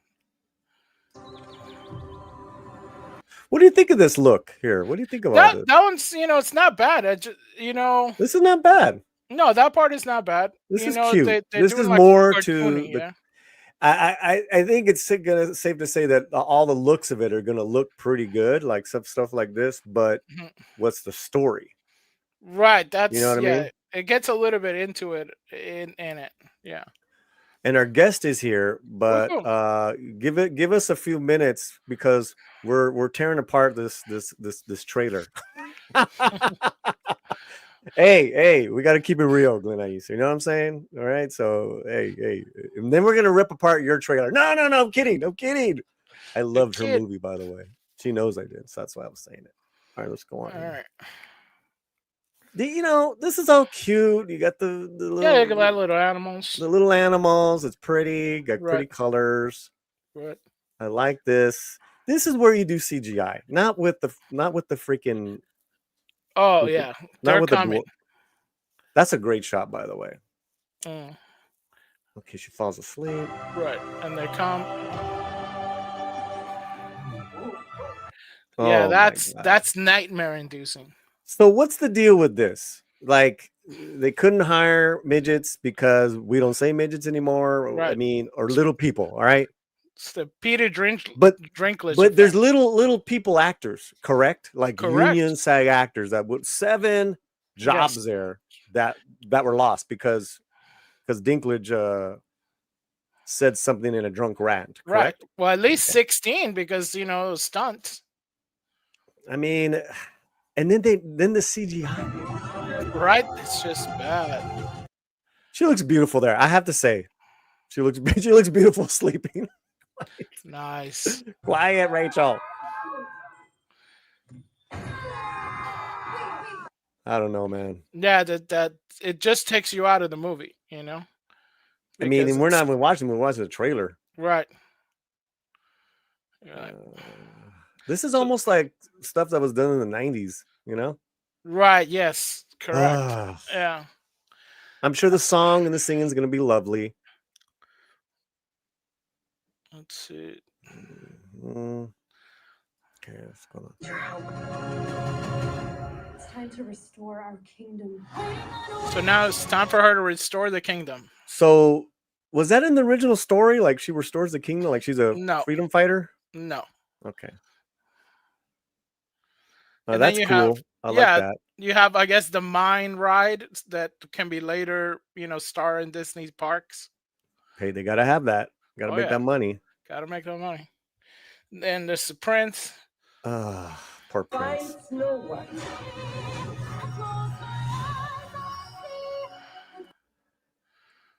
Okay. But see, look, there's all right. We know this is gonna be like kind of like your. Let's just be real, like more of a feminist take on Snow White. And I want to get Glenaliz. I want to get her opinion on it because she's a writer in the business. My thing is, if that's what you want to do with the Disney princess, just create a whole new different princess and make it, because that's not Snow White. I don't know. Am I now like canceled now? Because No, I think that. It's it's their little take on it. It just seems it's different. I mean, and the prince is not a prince. But I will. I do know some people. I don't know, man. That's it. That's. What do you think, chat? Yeah. Still got over 200 of you guys. Yeah, Jen says they should have done like what they did on the series Once Upon a Time. That was interesting because they have like the in-between worlds of all the Disney princesses. So you have like Snow White coming into the real world and stuff like that. And they could have added all the things that they want to. And then, you know what I mean? This is what we're going to do. I'm going to take a quick break, Fletch. Right. And let's play a video. And then when we do come back, we're going to have our guest with us, and we're going to talk about a great film that's got great female characters. I mean, I cannot talk about this movie enough, and I'm so happy that this writer is coming on. So let's play a video, and then we'll be back. Is that cool? That's cool. Okay, we'll be back in about a minute and a half. We'll be right back, guys. Mexican Americans don't like to just get into gang fights. They like flowers and music and white girls named Debbie too. Mexican Americans are named Chata and Chela and Chema and have a son-in-law named Jeff. Mexican Americans don't like to get up early in the morning, but they have to, so they do it real slow.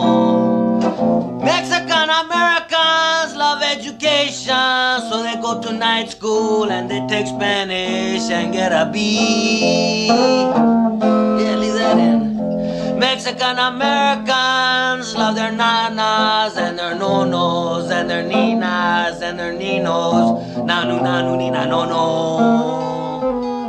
Mexican Americans don't like to go to the movies where the dude has to wear contact lenses to make his blue eyes brown, cause don't it make my brown eyes blue? And that's all I got. How do you like it? Oh, that's good. Pretty good, huh? It's like a protest tune, man. Yeah, I dig that, man. Yeah. But you know why you...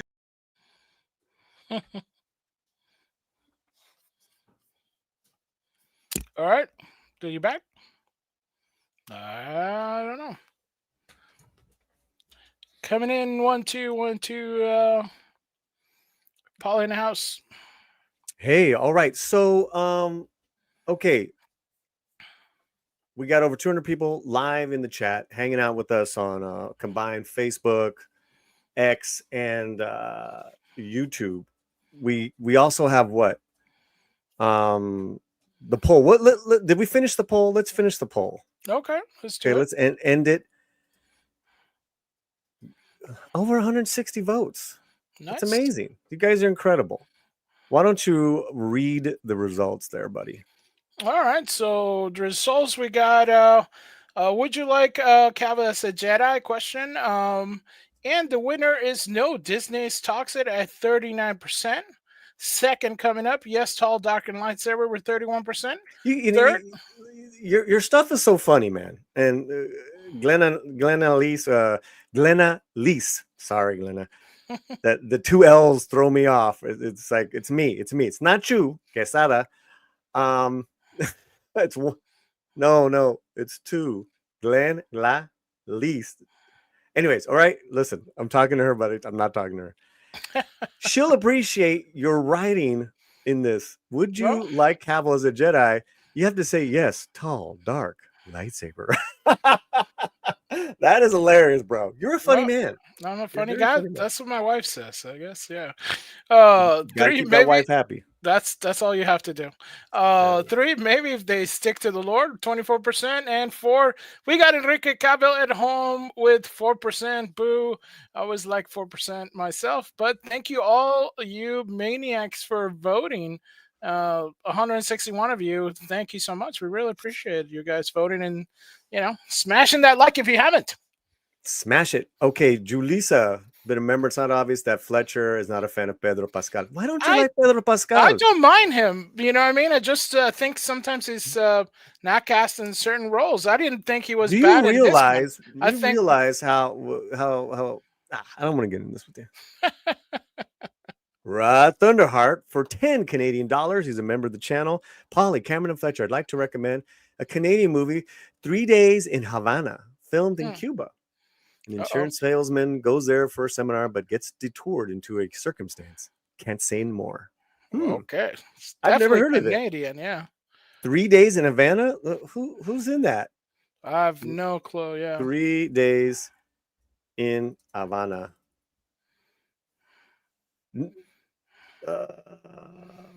That'd be interesting. Yeah. Gil Bellows. Of course, it's like no Latinos in it. That's Cuba. What do you expect? Hey. Damn, the Argentinians slapping it down. Why you got to get with the Caribbean hate, brother? No, bring the Caribbean on. Out of two of us here that are SNIT, my wife is the only one who's went to Cuba, and I didn't want her to go. But, all right, it's one of those business things. Take it easy. Take it easy, buddy. Take it easy. Okay. What else do we have in the chat? Everyone's been so amazing hanging out with us. It's everybody's hanging out. Okay. Are we ready to get into this? Let's do it. The film is called Nochebuena. It's been out since last year, the holiday season before, last year. It is a comedy. You can watch it on Tubi and other platforms. I watched it on Tubi yesterday. I was so delighted with this movie. And besides it being perfectly cast, besides it showing great kind of a ethnic representation without being, without it hitting you on the head, the writing is wonderful.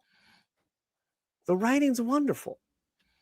This is a movie y'all can see every holidays. It's called Nochebuena. What is a Nochebuena, Fletcher? It's Christmas Eve. Yeah, but come on, man, it's a celebration, right? Well, yeah, it's a Christmas Eve celebration, and basically the time when a lot of people get together and their family members and all stuff. So it's a time for joyful occasion of joining together, family, friends, and good times. Okay, so here, old childhood friends come together, and they're gonna have a Nochebuena, and some haven't seen each other in a while, and something happens to the lead male to where he becomes his teenage self and celebrates Nochebuena, his teenage self. It's a great twist. Because I'm like, oh, this is nice. It's kind of a nice movie. But then they get you with that great twist, Fletcher. Nice. And here's one of the stars. She was lovely in this. But I gotta tell you, man, these two are the ones that are friends since childhood. There's a lot of great themes going on in this movie. Awesome. And we're gonna bring it up with the writer. But I love Rene, this actor. And Romy has worked with him in the past. And when we were watching it yesterday, she was like, "That's Rene. That's my dude." Nice. Cool. And it was like, yeah. Their chemistry was perfect. I also want to say that it also stars Cobra Kai's grandmother. She's right there, Rosie Bianco. She's got some great comedy in this as well. Awesome. A stellar cast. Stellar Latino cast called Nochebuena. All right, guys, we have the writer and producer of the movie here with us to talk about the film. Finally, she tried to get us on Instagram, wouldn't do it. She tried even Telegram. No lie. Morse code. Everyone, the writer and executive producer of the film Nochebuena, Glenaliz Quezada. Hi, everybody. Can you hear me? I'm Yes. like, this is my first time on live. So I'm Really? like, I don't know if I'm doing this correct. Yeah. You're doing it. You're doing that's fine. fine. Yeah. That's fine. I'm live from my casa. Like I'm working. I have my kids in the other room. I'm like, guys, you have to be quiet. Yo, she's a working mama. I love Oh, it. I am. Órale. Pronounce your name for me. So it's Glenaliz. It's it's Glenaliz. Glenaliz. Everyone in the chat say hello to Glenaliz. Big props to you in this film. Congratulations. You've created a new Christmas classic. And you are a really, really talented writer, my friend. Thank you. That means more than you know. That really does. I started this movie because I was like, I don't see any Christmas movies that look like our culture, that celebrates us.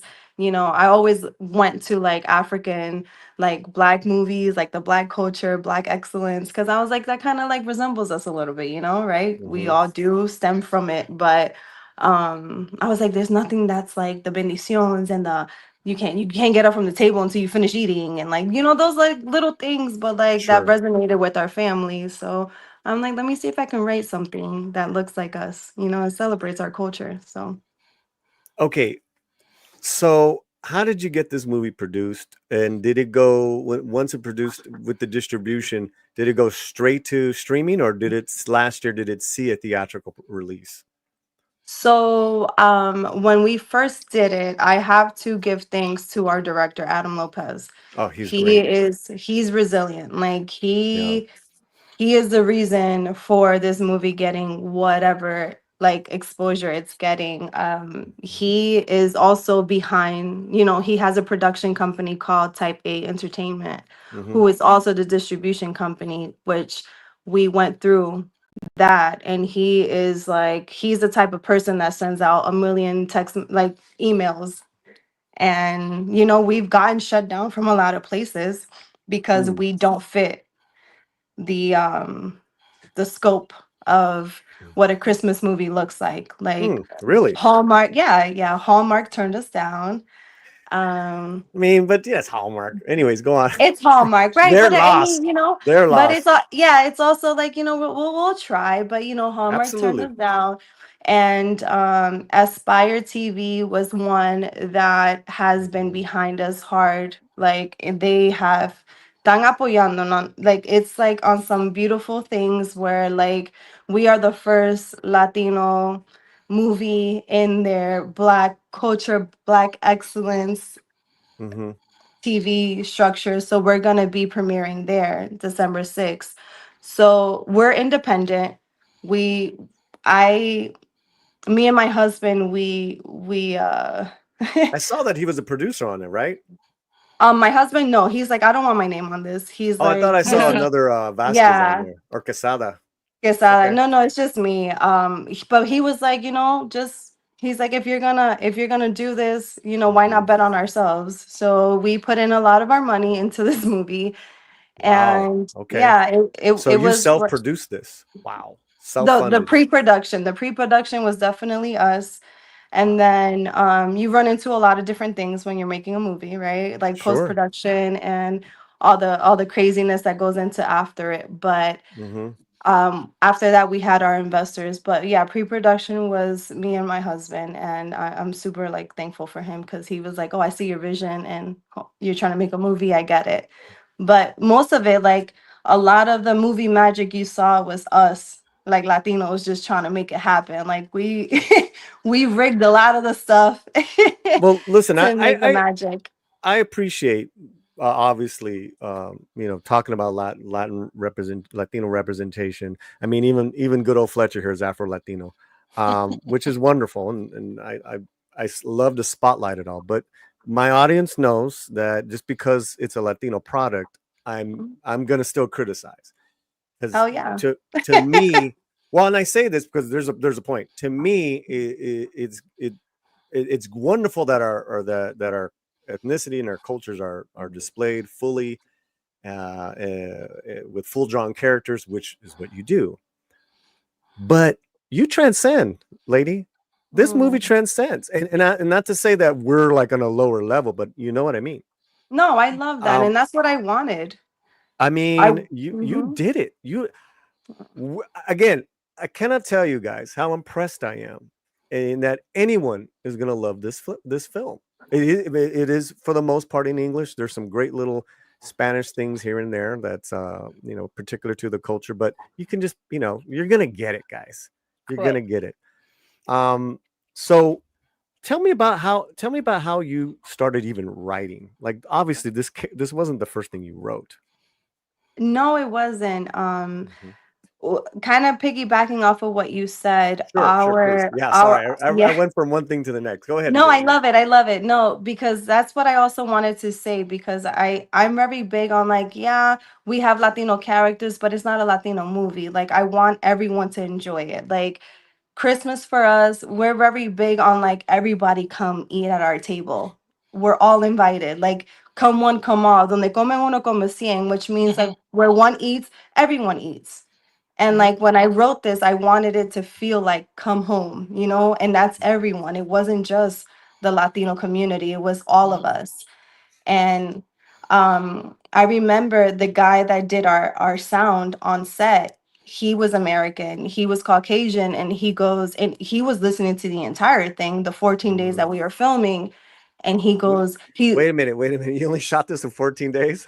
Sir, that's awesome. Sir. Guys, you don't, in my chat, my audience, that what you just said, that only happens when you're doing like some rinky-dink college final production, which is great too, but you never get that high level product.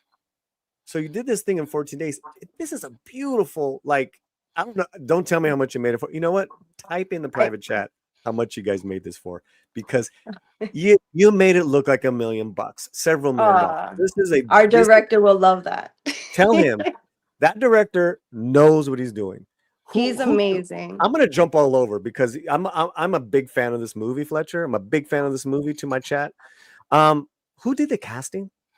The casting was between me and Adam. So yes, Adam mostly did most of it, where he was like, I see this person. He's very analytical. Like he goes and he lives on IMDb. He saw Tonari and he's like, this is exactly who we need. And I'm She's like, wonderful. Adam, we cannot afford her. Like in my head, I was very big on like, bro, we can't even afford it. He was like, what is the worst she can say is no, let's try. You don't know. Yeah.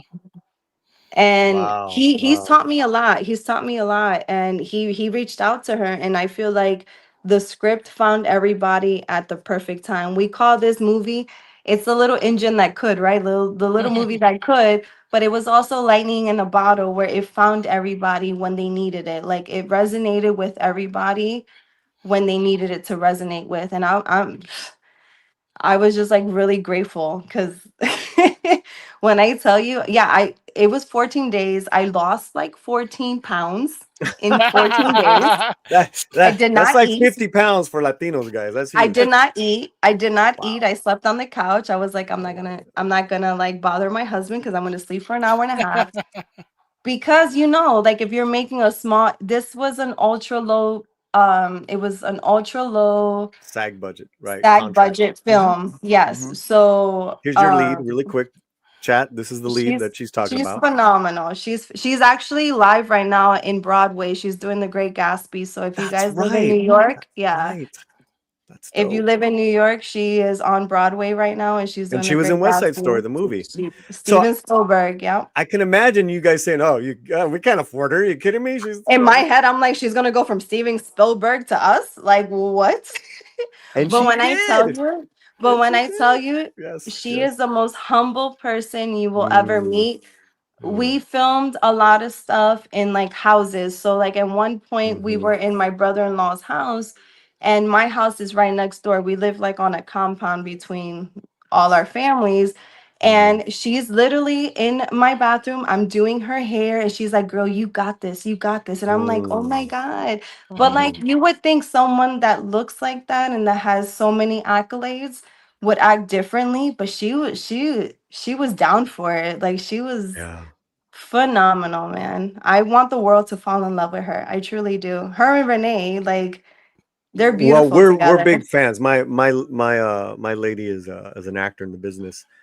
Romy Diaz. I'll send her info.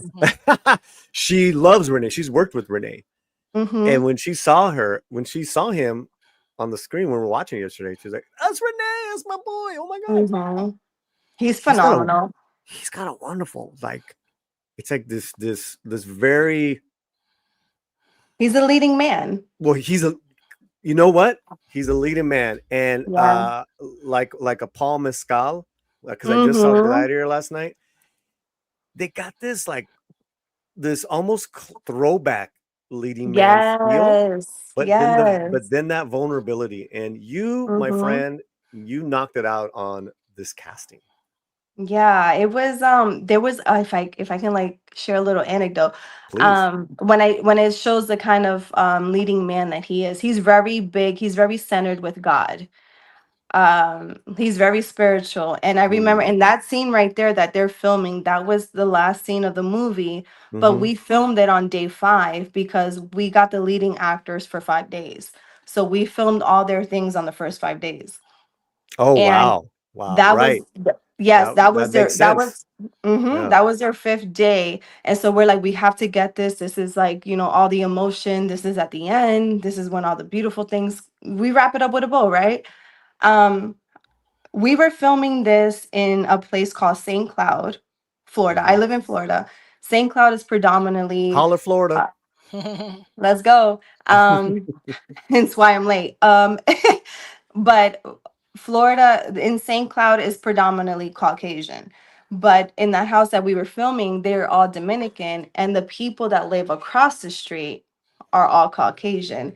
And not saying because I have so many friends that are white. Like I love everyone. The people across the street had a problem with us filming. And it got very racist. At one point, they started Really? banging. Oh yeah, they started banging on cans, and they started banging on things, and they were like, "Go back to da da da." Like it got very bad to the point that like we almost had to call the cops because I was like, I can't afford them getting hurt because they were saying some things that were like, okay, they're trying to rile us up, they're trying to like stop the production, they're trying to do all these things, and it was very scary. And I remember Renee goes, guys, and he pulled the main cast together. He goes, they're just, they're trying to get in our heads. It's okay. Let's stay still. Let's be in this moment. Let's be here. This is why we're here. No one respond. But he took that as such a leading man moment where like he brought peace over the entire cast. Well, that's not the easy move to do, but it's the right one. Because it's Right. very easy for like, I'm gonna call the cops. Screw you guys. You're messing my shit up. But Renee was like, you know what? Cooler heads Yeah. prevail. Let's just use that energy and let's go. Yeah, because every time we called action, they would be like bum bum bum bum bum and just ruin the take. And we're like, and cut. But you got through it. Yeah, so that scene where they finally, come to realization that they're one for each other. Yeah. We were just like, just hope that it resonates in the movie, because behind the scenes, man, it was tough. We were all like, oh my gosh, is this gonna even finish? Like, are we gonna finish the scene? Because I had to take him back to the airport like 2 hours after that. Like, it was just like, if it didn't happen, it didn't happen. So, but that's just that's adversity to now where you can tell that tale.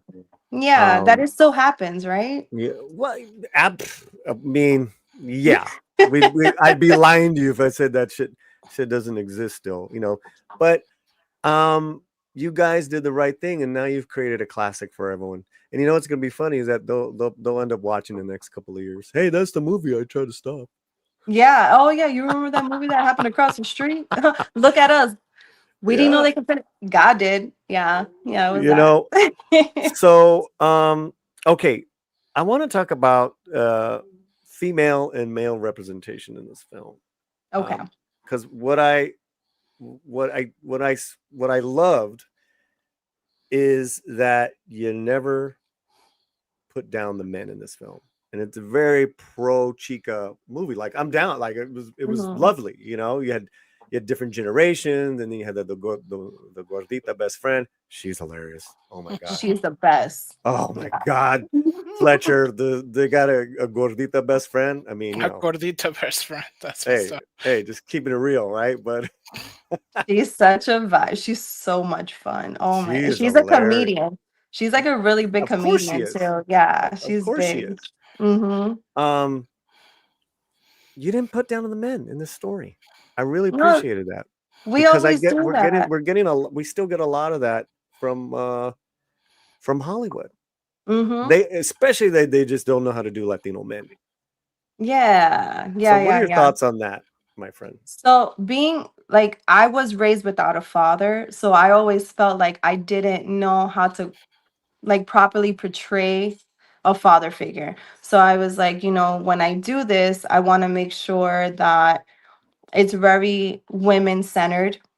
I wanted to make strong women characters. Like, there's not going to be any, the maid or the drug dealers or like anything like that. But we're just regular people, right? We're moms, we're daughters, we're sisters, we're aunts and uncles. Like, we're regular people. But there was one point where like Maria was like, he's not like his father. And that's the furthest I wanted to go, because I wanted to leave it to the audience. Like, what does that mean? Like, you're not like your dad. Like, it could be anything, right? It could be whatever you want it to be. But I didn't want to bring down men, because society has done it enough, right? They've painted Hispanic men, or just men in general, like father figures, like they're not there, or they don't exist, or they don't do enough and all that stuff. And I was like, I won't beat that dead horse, because I have a husband who's so present as a father. I have men in my life that are very present. So it can also be the other side of the spectrum. Well, So let me give you an example, audience, and whether you're watching this with us live or on the replay, Fletcher. Yep. There's two men in our female lead's life. The boyfriend, who's kind of leaning over, kind of like the hunky guy. Also, it's funny, guys, because the first shot of the movie, he's without his shirt and he's feeding he's feeding her. her. He's feeding her. I'm like, okay, where is this going? Why Mhm. are we just having? I was like, all right, and Romy loved it. It's like, yes, Yeah. We good gotta looking do one man. for the ladies. Yeah. So, and then you have the lead character with Renee's character that we kind of established already. So it's kind of alluded to that the boyfriend might be up to some, might be a cheater. Mhm. Shenanigans. And The you know what? shenanigans. I'm gonna spoil it, guys. He's not a cheater, and He's I not. loved that you did that. He's not. I loved that you did that because he just wasn't right for her. Thank you. And that's the big takeaway, where it's like men don't have to cheat for women to be like, it breakups don't have to be crazy. Breakups don't have to be like, you cheated and you were disrespectful, and our time is done. I appreciate you for the love that it was, but our love has ended, and like it's okay. Absolutely, 100%. And again, Fletch, Mm. I was expecting for Glenaliz to write, that he got caught with the lady, because you see in all the other films. I was Yeah. so expecting you to do that, and then it's like, oh, all right. Mhm. He had a little embarrassing moment, but he had his dignity, and he left. Yeah. You It was you didn't respectful. make him out to be a fool. And I was pretty critical of the movie The Gringo That Stole Christmas last year, Oh because yeah. I thought that they didn't know what to do with stereotypes, so they just kind of doubled down on the stereotype without serving the movie. I always talk about stereotypes, that Yeah. stereotypes exist, but if you serve the story, they're wonderful. Mhm.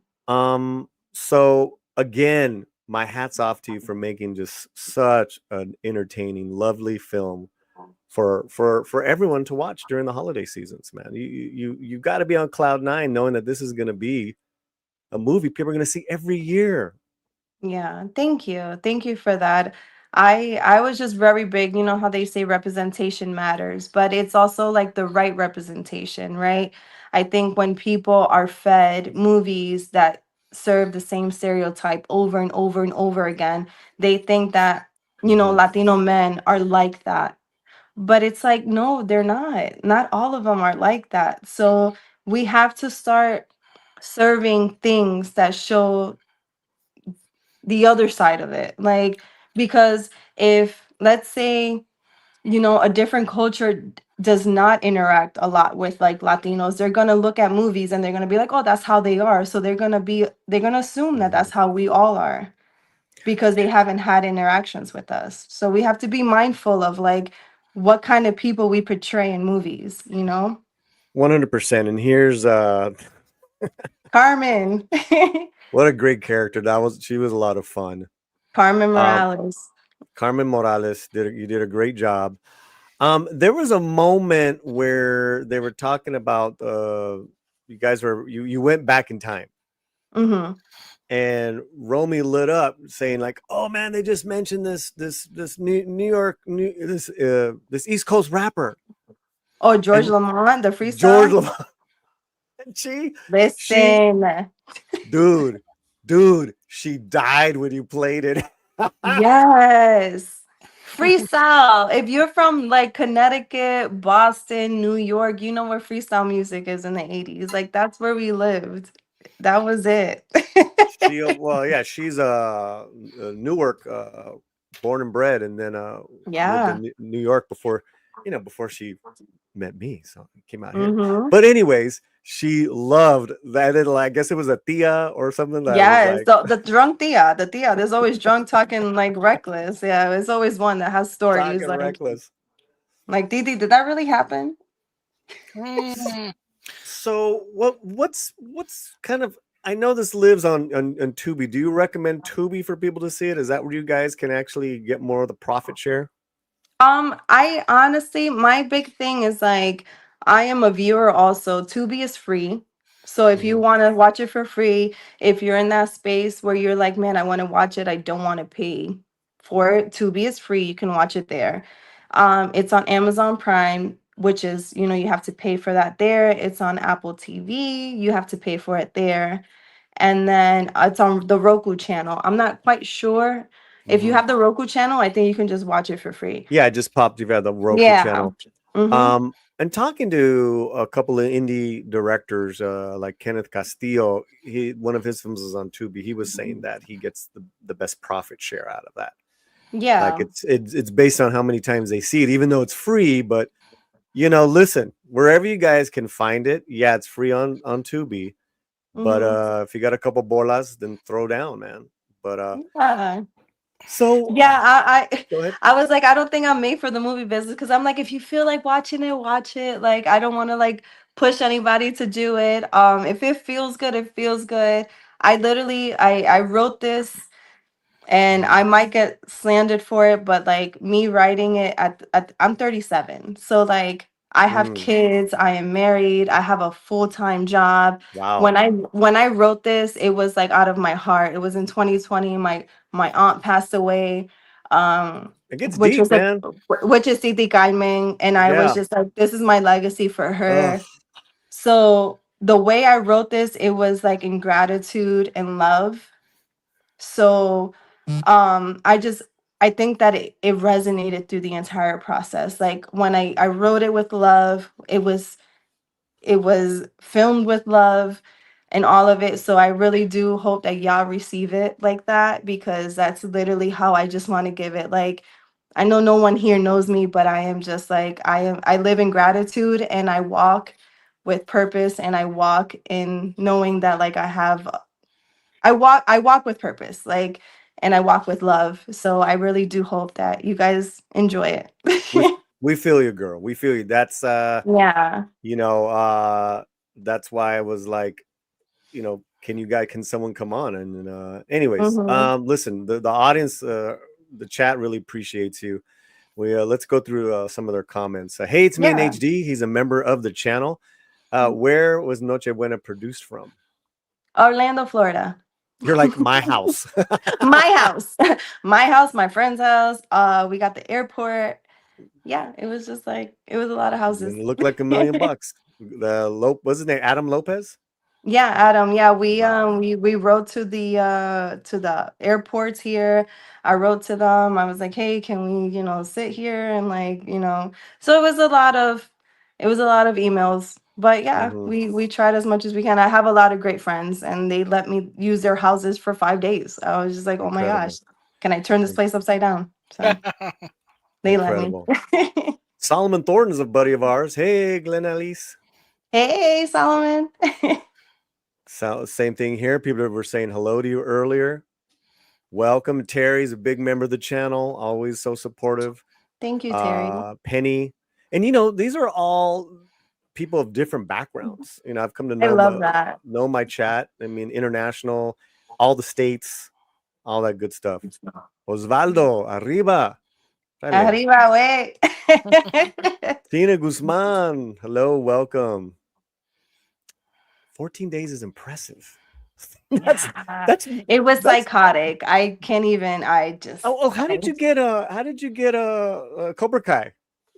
Cobra Kai grandma, because Rose she's really Bianco. beloved. Yes, she is. So we got her through her agent. Yeah, okay.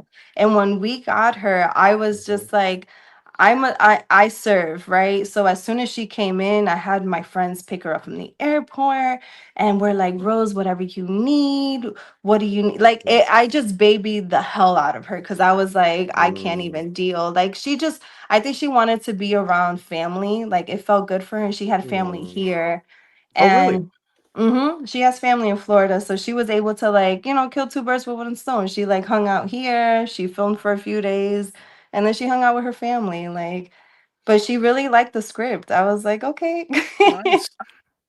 Oh, I would have loved to have read the script as well. That's a joy. I can send it to you. I feel like, Sure. yeah, if you ever want to Sure. read it. Sure. Okay, it is impressive. Damn, that's a quick turnaround. Oh, it was psycho. It was psycho. I don't recommend it. I don't recommend it. It was crazy. Right. We didn't have a lot of money, so it was like we had our lead actors for 5 days because I had to fly them out from LA and New York. And I put them up. And I'm crazy, right? So we're like, let's put them all in an Airbnb and let's create chaos. And I did that. I put the boyfriends in the girlfriend and the mom, like the boys stood upstairs, the girls stood up, and it just created animosity in the room. So when it came to them finally meeting in that scene where they're like, "Hey, what's up?" I'm like, "What's up?" It was so the tension was so bad. I was like, "Oh my God." Oh my God. Glenaliz just throwing the Machiavellian vibes there. It's like, I'm gonna set all these fool up. Watch. I really did. It was so bad. I was like, I'm so sorry. And he was like, no, it's fine. They were method actors. Like Renee's Right, like, they're with all all due into that. Oh, respect. yeah. Oh, Renee was like, with all due respect, I don't know you, bro. And it was just so bad. Glenaliz just going there at night taking your gluten-free muffin. Who took my gluten-free muffin? I'm eating it in the kitchen now, fool. Clutching the pearls. I was like, oh my God. You yourself, are you Dominican or Puerto Rican? I'm both. Okay, was the family both, or was it one? No, the family's Puerto Rican. In the movie, the family's Puerto Rican. In the movie, the family's Puerto Rican. Yeah. And I loved the younger iterations of the younger actors were wonderful. Yeah. Especially the younger male lead. Oh, he was so cute. Oh yeah, he's great. He's great. They're all theater kids. So it was really cool to have them. Smart. Yeah, they were really cool. Congratulate Raf M's here. He says congratulations to you. Wishing the best. Would love to see more Latino and Dominican films. Let's go. All right, let's go. Julisa's a big member of the channel, representing NorCal. She loves the Giants, but that's all right. We still love her. That's wonderful. Congratulations, Glenaliz. Thank you, Julissa. It's Courtney. I've been listening to this extremely intelligent woman speak this whole time, Glenaliz. Then I look, and she's this young-looking, gorgeous mama. In my opinion, just as stunning as Vannessa. We had an actress about an hour, like when we opened up. We had Vannessa Vasquez. She's in the new film with Luis Fonsi. Okay. That's why I was like, Fletcher, I got an idea. We're gonna do 2 Christmas Latino films feature focusing today. I love that. Hey, because they're opening up today. It's like, this is why we're here. Yeah. This is exactly why the Latino Slant, I created it. And I mean, you talk about gratitude. This is where I'm just like, yo, this is yours. Yeah. This is yours, guys. You're connecting with all these people from all over the world that are getting to know your work. That makes me so happy. Because thank you. Let me tell you, I know Courtney, I know what the adversity she's gone through. And that's real right there, Glenaliz. Okay, Mars Monkey Max. I hope to see more films from you. Yeah, what's next? I'm working on. I know, right? Noche Mala.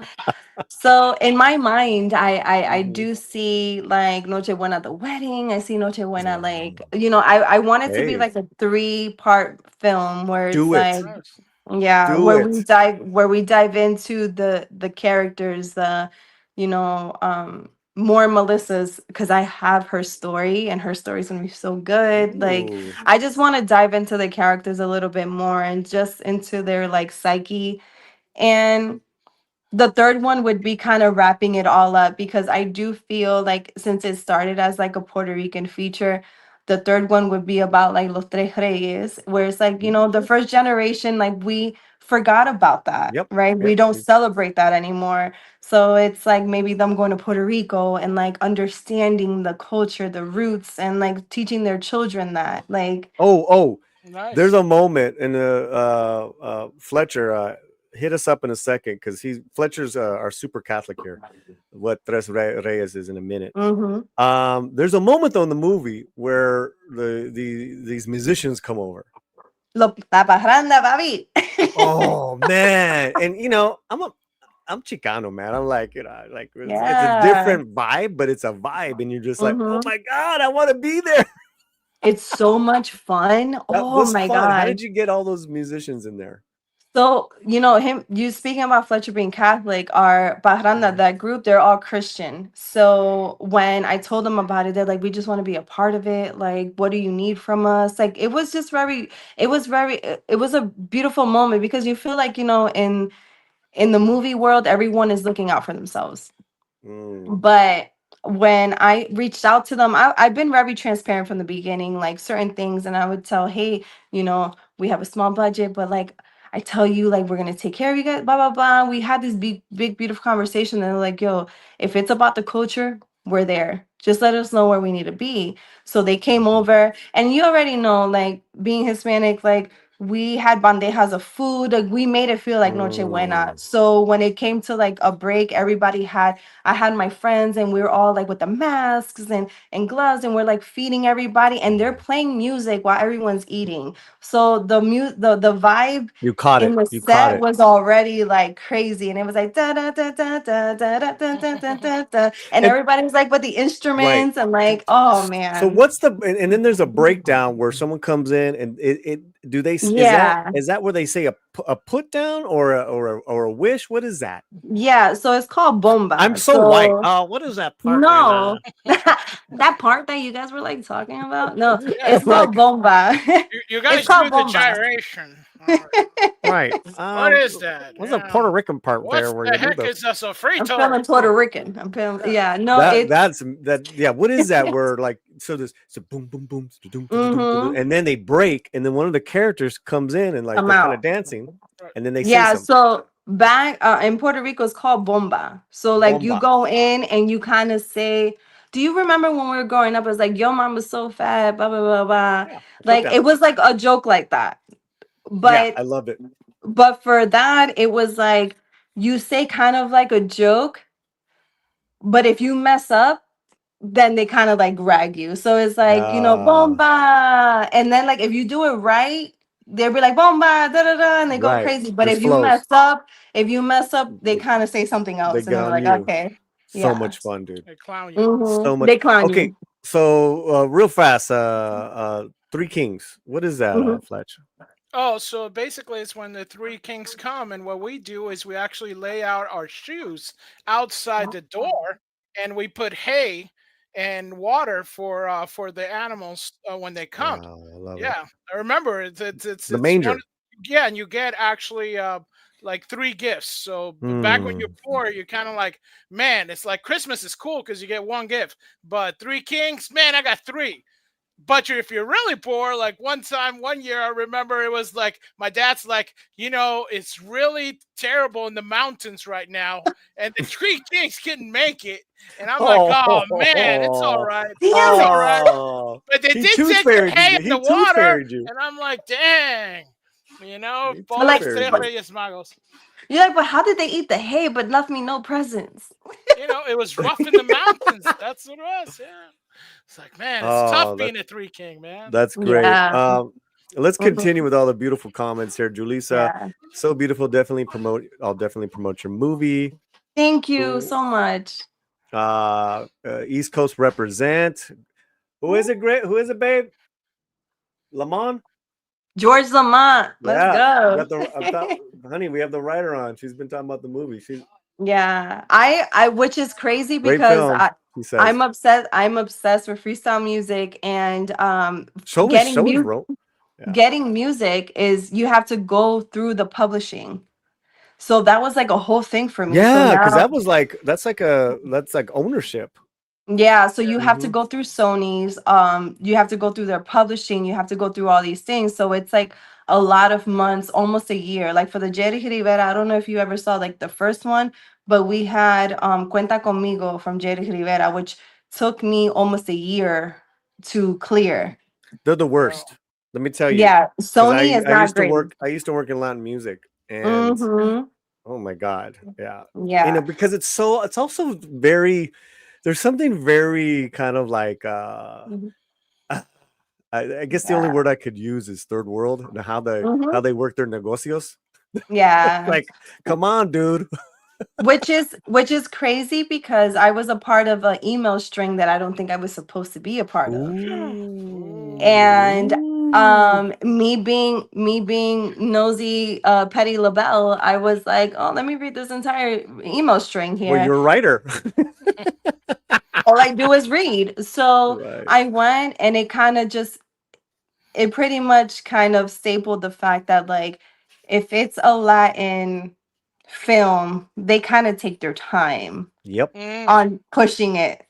Okay, Yeah. so audience, what and this is unfortunately the like just one of those stereotypes that stay with us, that even our own It's sad.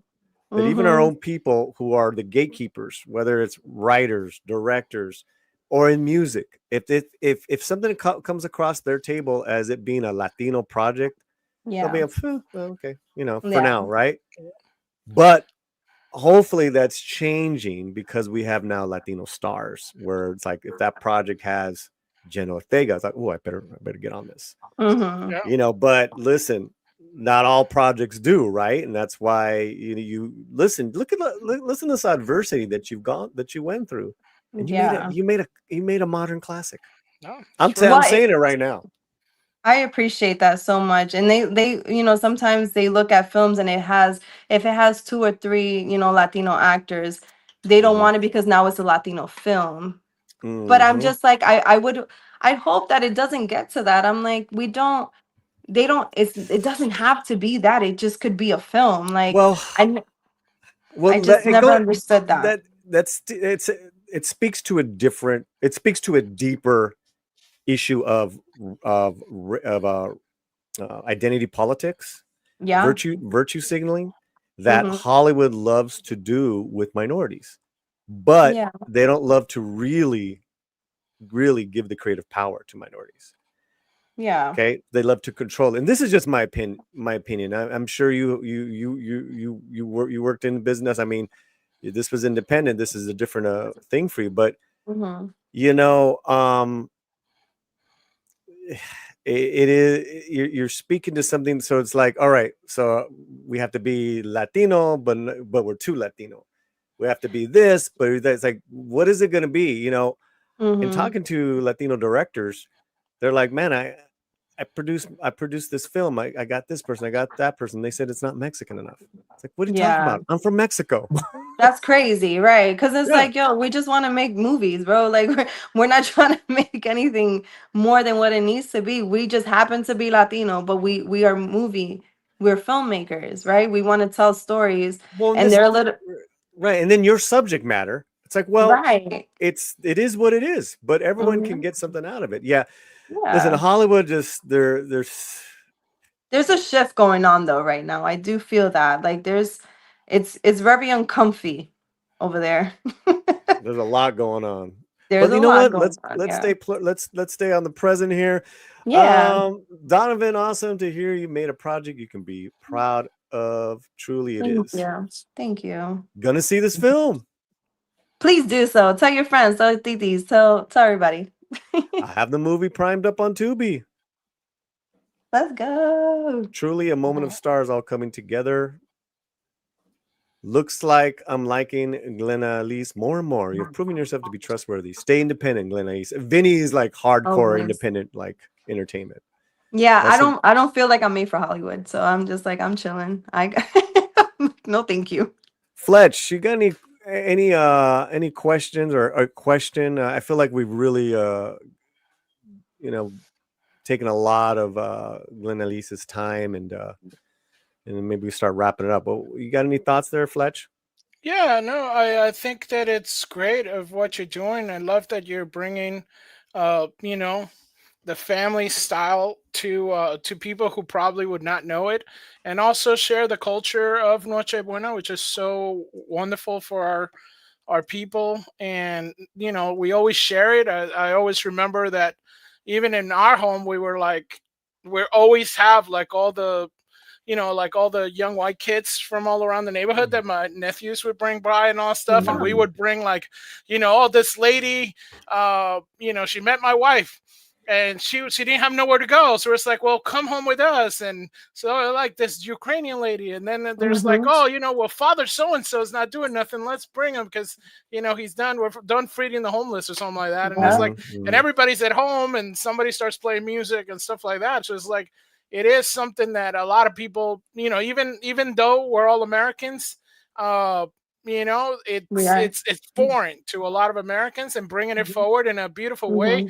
And like Paulie said, shining on Latino women and shining on Latino men, no shade. It's something that should be celebrated, and kudos to you for making it happen. Thank you so much. Bomba. Yeah, man, you can sit at our table. Like, that's how we are. You can sit with us. That's it. Like, I really that's the message I wanted to get across, is like, give a positive light into what we are as a culture and what Christmas Eve means to us. And just knowing that we're here. Like, there's no division. The division has been made in social media and all that stuff. No division is here. We're here. We've been here, and we're here with open arms. Like, that's all it's all love. Like, I wanted this to be rooted in love, family, and tradition. I said that, and I think that we can all resonate with that. All right.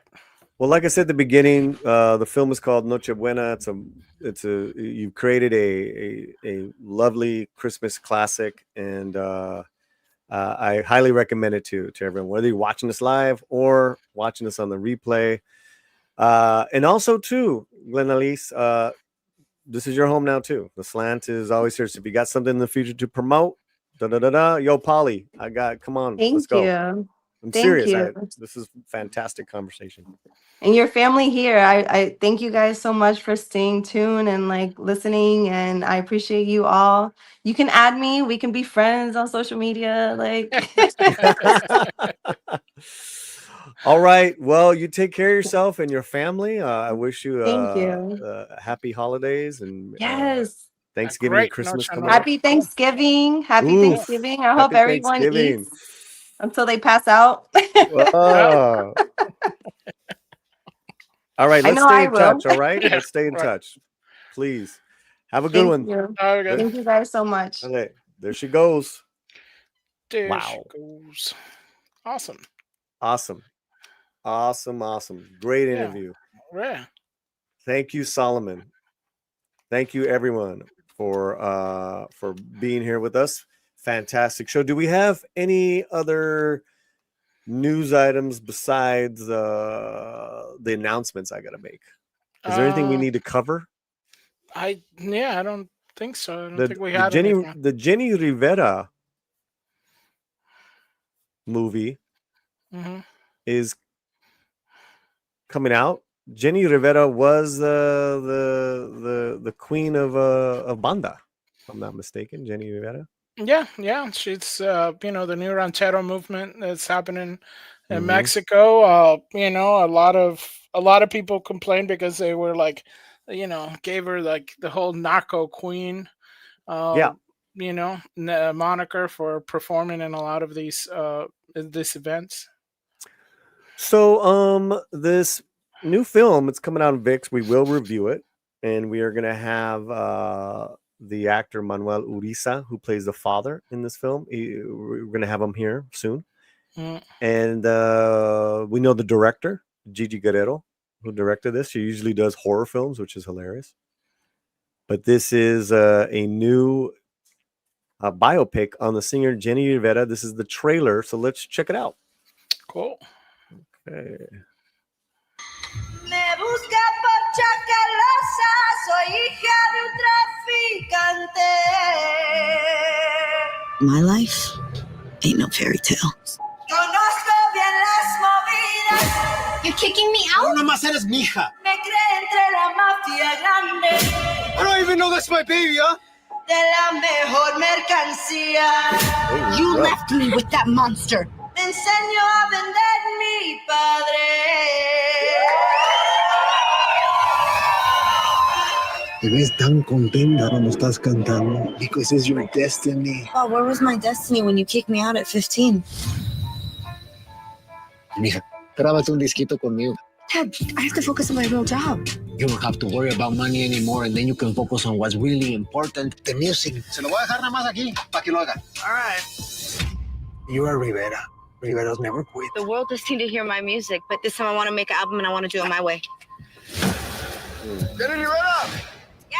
Your album! It's great! I love it! I'm serious! Are you kidding me? You got fans. You just gotta look in the right places. Some guys came by my show and they asked me if I was your lady.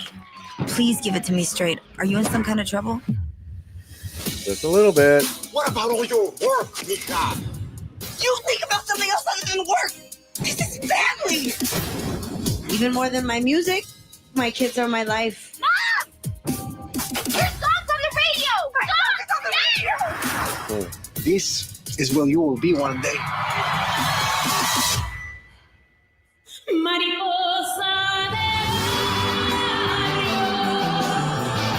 My life ain't no fairy tale, but I was never really the princess type.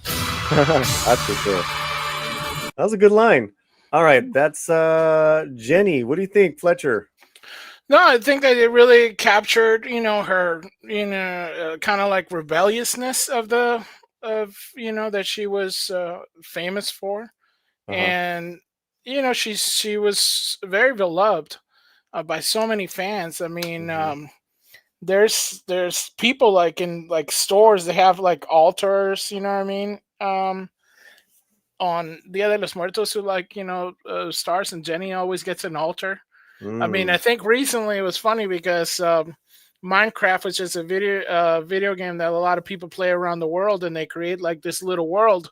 And I saw somebody the other day who actually went to a Jenni Rivera concert recreated in Minecraft. So, wow, it's like, that's wild. It just transcends a lot of different cultures. My dad being from Argentina, it was, his biggest fan was, Carlos Gardel and Jenni Rivera for some reason. So, I myself am not a particular fan of this genre of music, but of course I've heard of Jenni Rivera. Right. And then of course, you heard about her tragic passing. And this actor here is Annie Gonzalez. She was the female lead in Flaming Hot. And so she's got a lot of, she's very talented. She's very soulful. Like she's got a lot, like she's got a spirit about her. So I featured her before. So I'm definitely interested in seeing it. Cool. Absolutely. It is a huge story. Yes. Like Selena, she still is. Right. Very beloved. Very much so. But unlike Selena, there's a bunch of conspiracy theories that think she's still alive. What? That's a whole nother section. That's a whole nother channel. That's a whole nother channel. That's a whole nother channel. All right, let us know what you guys think. Jenni Rivera. Jenni. We're going to check it out, man. Check it out. Check it out, y'all. Yeah. I'm happy to say I'm happy to see Captain Fandom Nerds here. That's cool. Love him. And the OGs are still hanging out with us. We're wrapping up. We still have 50 people on YouTube. A lot of people watching us. Been a great time. 128 thumbs up, 4 thumbs down. That's the way to do it. That is awesome. That's how you do it, people. Can you imagine coming to the Slant, seeing a live stream of the Slant, and thumbing us down 4 times? I love you guys. Yeah. Thank you. Thank you. Well so much. done. Well done. Well done. We have arrived. Okay. I have two more announcements. I want to remind you guys next Tuesday, performing live next Tuesday, I'm going to be reading my book. They Call Me Charleston. We're going to be giving away posters. Fletcher will be, we're going to figure out the whole production, Fletcher. But, we're going to need, we need some mods to help out. But basically, I'll be, performing and reading the novella for you guys live next Tuesday night. Okay? Nice. Thumbs down. Who would do that? Was it you, Mark? Was it you, Mark? Yeah. He's only a member of the channel. Ed 2, Mark. Ed 2. Bad man. You're a bad man, Mark.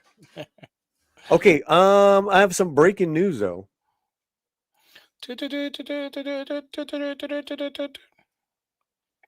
Tonight, I'm going to the early press screening of Nosferatu. How cool is that? Super cool.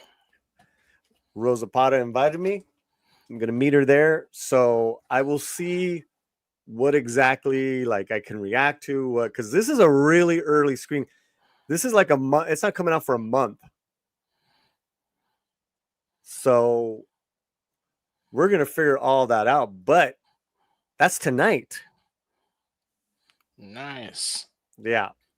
I think I think Gladiator and this one are like the most, of this season I'm looking forward to see. Maybe Nosferatu a little bit more, obviously. And then Frankenstein next year. But this is gonna be great, dude. It's not even at Mike, it's not even at a it's not at an AMC, it's not at a Cinemark, it's at a private screening house in Hollywood.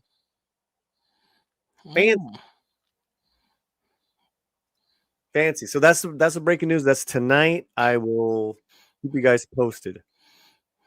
But I think we're done. Nice. I think we're done for the night for the show. What do you think, brother? Boom, boom. Yeah, it's nice. We can. Don't forget to let people know about the website and. Yes. The website is thelatinoslant.com. And all of Rosa's written reviews go on there. All of Alfredo Galindo's written reviews are there. We try to cover here on the channel, but there's a lot we don't cover that's on there. So please go and check it out. Let us know what you think about our thelatinoslant.com. And we'll take it from there. There you go. Where's it at? There it is. Boom. Boom. Boom. Boom. Boom. Boom. Boom. I'm checking in on any news. Any breaking? It says Gladiator. People are loving it and hating it. It's like disappointment. Well, there you go. Same thing. You love it. I hate it. Oh, so you're saying you hated it? Oh no! I said it. I hated it even to my thing. I gave it thumbs down. See my short? Oh my God. Thumbs down. What's wrong? Damn, what's wrong with you, Rock? Not even Tia Denzel can save it. We got some estimates on this weekend. Top domestic debuts of 2024. These are some estimates here. Let's bring it up.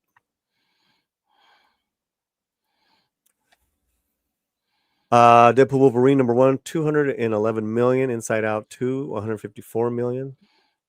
Wicked, 120 million. You think it's gonna make 120 million this weekend? If it's completely close to the musical, I think it will be Barbie level, because I already hear cousins, girlfriends, daughters, everybody's there's people that are dressing up for it. There's people the girlfriends are all going. So it's definitely, I think it's achieved Barbie status. If people don't get turned off by the word of mouth that it's a part 1, because I think that's what did in Mission Impossible, the last one, and Fast X, because both of those franchises are money makers no matter what. But when people didn't know that Mission Impossible and Fast X were the one of part 1, because it's not on there, and so I do think that that's the only thing that could hurt the Juggernaut. Because they're already talking about Ariana Grande receiving an Oscar nomination or stuff like that. So, I mean, Best Supporting Actress. Yeah, so it's the machine is pushing hard, and the fans are really pushing hard on it, and it's perfect for that. Well, if the Oscars if any of the award shows want any type of ratings, they're going to have to nominate this one. Right, because it's like what Best Supporting Actress. I think it was Ariana Grande, and then they have Zoe Saldana for Amelia Paris, and somebody else or something like that. Zoe's up there. So you're like, but no one knows about Amelia Perez. I think right, but I think nominate Wicked and Gladiator. There'll be those fans that'll at least watch the Oscars, but it's pretty irrelevant now. Yeah, but not for season. You know what I mean? So I mean, there's a lot of stuff going on. I took my partner to see as a surprise Wicked. She loved it. Yeah, a lot of people are going like with the thing, like families going to go see it, and I do think, like I said, I think it can do Barbie numbers, because that's the audience. The audience is the Barbie audience. They actually have Wicked Barbies, so it's the Barbie audience with the Barbie style. So it's also the whole the following of the Wizard of Oz lore and the Broadway musical lore. Right. Yeah. I mean, and plus we have the book people. To me, that's teed up for a home run. Yeah. So you're saying the only thing that would stop it is if they're like if there's any backlash from that, and also from this whole thing where some theaters are not letting people sing in it. And what is that all about? That's really kind of stupid, isn't it? No, I don't know. This is kind of have like both of these things that are happening to where they know people are going to sing it because a lot of people know the musical. I think there is one different song supposedly than the musical on it, and but they are gonna have a sing-along version, meaning they're gonna have like the karaoke style machine, like bouncing ball maybe or something like that. December, like before Christmas, right? I believe. Yeah. So they're already expecting to have another bounce, after Thanksgiving, because it's going to be massive. So I mean, it's the next month. Month. I mean, I just don't see anything more. Then what's the other one that's coming out next week? Moana, right? Yeah, Moana too. Yeah, I mean, this is the season for these types of movies, and I think perfect with Wicked, it's so unique that it's going to do really well. No, it's going to do really well. Like the only thing like I said, the only thing that I think can hurt it if people don't know that it's a part 2 and you're going in there like with your Diaz and your opinionated Diaz are like, no, that's it. I'm not, don't come to see this. Wait for it because it's a part 1, that kind of thing. Because I'm with Mark with a C on that one. If it's stretching it into 2 movies. That's where I'm like, how they're gonna stretch it, because it's a pretty streamlined, plot if you saw the play. So, but from what I hear, Mark, a lot of people are, because the book is so different than the play. I think that's where you have the the difference. I think they're maybe using some of the plot points in the book, which is, there's a lot of body horror and stuff like that. And so it's interesting how they're going to implement that into the movie. But all my chick friends and family members that have gone, they all love it. So they haven't been deterred or perturbed by it. And a lot of people are saying they're going to watch it again, so it hasn't. Rosa gave it a really good review, and she's not a fan of the music. Like, she doesn't know the musical. Like, she came in like I would come in. Right. Regretfully, I was dragged to the musical, a very expensive musical. We spent a whole lot of money watching Defy Gravity. My wallet defined the gravity. But isn't Adina now much older? Wasn't that the thing? But Cynthia is the same age, aren't they? Because they're like saying even Cynthia looks a little older for this role. I mean, I don't care. I'm just reading what people were saying. Yeah, I mean, that's the thing. I do think that a lot of people, the casting took a lot of people off. So hopefully, everything I heard so far from everybody is that the performances are great. My nerdy home really liked it, so that says a lot, right? Yeah. Steph's always, she's got a very critical eye, but she's a fan and stuff. I think Lorena saw it and liked it also as well. Cool. So a lot of people there, we know they went and liked it, and yeah, like I said, I think but those are fans. Those are fans of the musical. Those are fans of the whole idea of Wicked. Yeah. So like I said, the normies. The only thing that I see this not getting to 1 billion, and that's a big if, is people being a little turned off, knowing once people start finding out that this is just a part one. That's the only thing that I can see stopping this from becoming a $1 billion movie, because I think it's gonna be.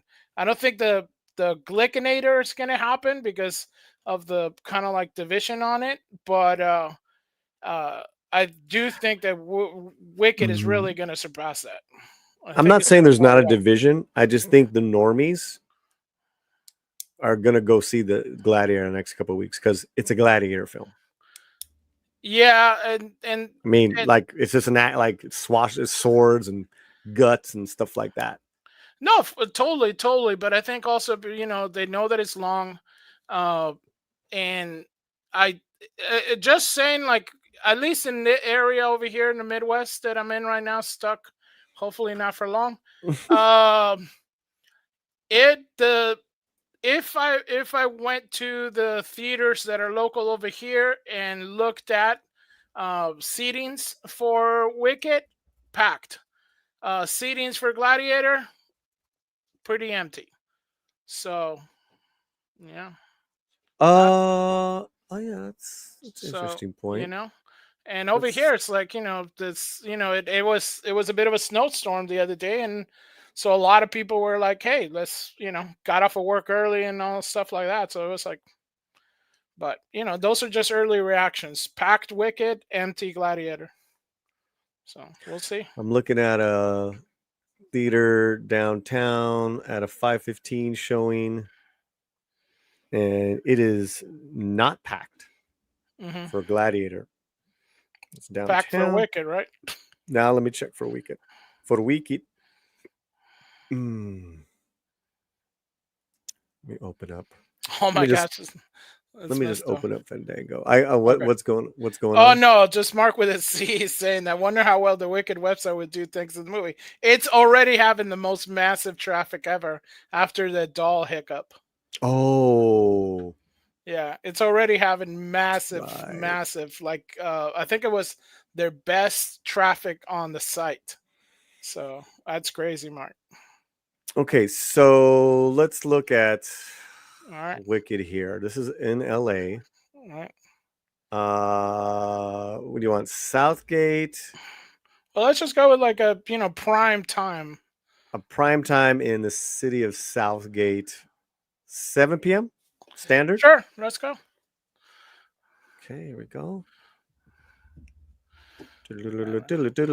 That's kind of empty. Yeah, that's pretty empty. That's weird.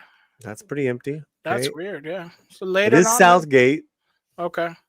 You know, and I don't know that area enough to like. All right, is it?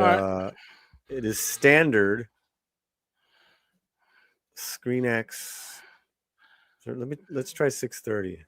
Yeah, because even here, like in Chicago, like the bigger theaters, I mean, there's like no seats. Okay, that's empty too. You know, and I think the musical was playing here not too long ago. All right, so let's see downtown LA. All right. The Regal Live. This is right next to the Staples Center. All this right. one. Let's go standard. Which time? 7:15 or 8? Sure. 8 o'clock. Let's go ahead. 8 o'clock. This is for Wicked. It's downtown LA, the Regal. That's better. That's better, but still. I don't know about all this. Is that for today? That's tonight. Wow. This is insane. You think that people are waiting? Because I know that Julissa is doing it later. You know? I don't know.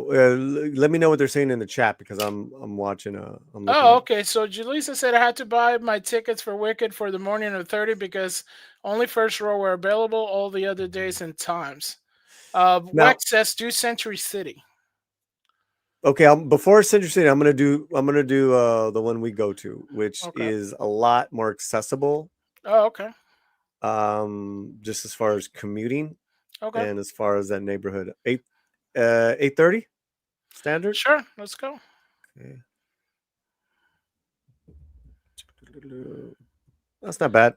No, that's not bad. No, that's still. Yeah, that's pretty empty though. Yeah, it's still empty. Still empty. I don't know. So Willie Monkeykin says no Fletcher. They straight up tell you in the opening title is a part 1. Yeah, I agree with that, Willie. But they don't tell you that in the marquee. Nobody, you have to go see the movie to see. I did see that title. The opening title says part 1, but that's the opening title. The movie, nothing in the movie advertising tells you that it's a part 1.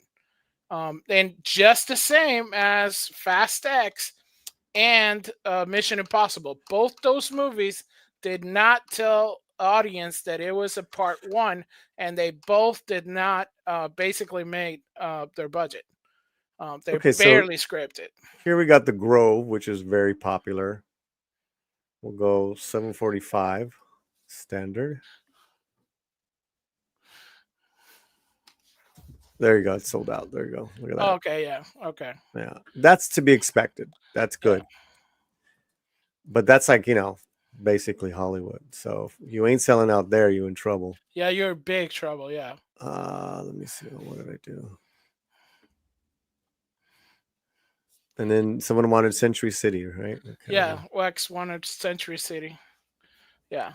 No, I'm not saying like Willie. No, thanks you. But yeah, I'm not dissing the movie. I haven't seen the movie. I don't know. Like I said, my wife really enjoyed it. My sister enjoys it. Family members, cousins like it. I'm not dogging it. I haven't seen it at all, so I don't know what's up. I do know that whole thing with the. I'm just saying, like historically, this season so far, when they don't tell people that it's a part 1 up front, it's gotten hit on the back end. There's a 6:45 in Century City standard. Nice. All right, that should be packed. Oh, that's packed. There you go. That's packed. That's packed. Yeah, that's packed. And I guarantee you, there's people like cosplaying and stuff on it. When people are cosplaying for a movie, you know that they're gonna make money. Mm-hmm. Yeah, I think Tina's right. Fans may not be bothered by it being 1 or 2 parts, but newbie may not want to wait a year to see part 2. Yeah, and that's kind of like where if word of mouth gets around, it's kind of like, okay, why don't we wait, right? Or maybe catch it on finger, and then because we know that if it does well, they're probably going to have one where you can see 1 and 2 together or something like that. I don't know. I do think this is gonna get that Barbie crowd that. It's gonna come dressed up. Some one side of the friends are gonna dress in pink. Another side is gonna dress in green, and they're gonna have specialty drinks at the fancy theaters and all. They're already having those specialty drinks at theaters in Vegas and different areas. So this is Oh, at the wow. Crenshaw. That's empty. That's empty. 8:20 p.m. standard tonight at the Cinemark Baldwin Hills Crenshaw. Man, That's nothing. That's nothing. Okay. Yeah. So I don't know. I guess. Do you think people are waiting for the holidays or something? I have no idea, man.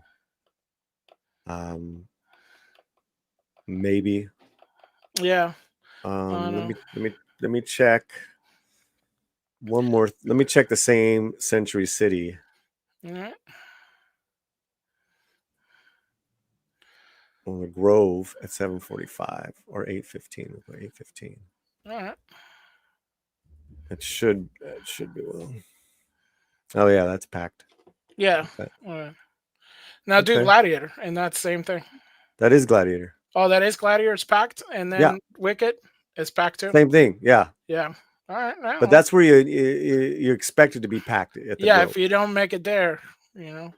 Exactly. Then you know you're in real trouble. Right, real trouble. And let me see Century City, and then we'll really wrap it up. What are they saying in the chat? Willie says No Fletcher's cool. I think Wicked is trying to copy it. Chapter 1. It's okay if you just hate the movie, so it's cool. You didn't like it. I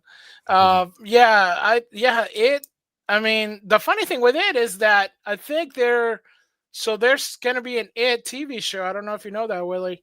And it's kind of like a prequel, so they're going to milk that one. And this is Gladiator, 8:30 p.m. tonight, Century City. That's packed. That's pretty Friday much night. Yeah, it was Friday well, good. night. Yeah. Yeah. So, Julissa says so the holidays are really going to bring up the numbers up. Yeah. So, yeah. And look at this, still combined over 170 guys on all the channels. We really appreciate you. This has been another one for the record books. 129 likes, 4 dislikes. We did something right, Fletcher. That's right. It's probably people who disagree with me on Gladiator. Or agree with you. It's a movie. You know, it's like, you know. Then that's how it should be. It's like, you know, you agree, I don't like it, you like it, you know. But people get really, you know, they get a little too extra when they don't like something. Oh, you have to. Or like. So movies are subjective. Yeah. Yeah. If you guys haven't, consider subscribing to our channel. If there are those guys, inside, just because you're watching doesn't mean you're subscribed. So hit the subscribe. We are at 12,588. So we're 12 away from 600. Nice. Which would be very nice. Very nice to hit. Okay. We're done. Time to eat. Time to rest. I'll talk to you guys soon. Much love to everybody. Thank you, Fletcher, for being. Oh, no worries. Awesome. Good. Okay, heart out. Heart out. Bye, everyone. Adios. Adios.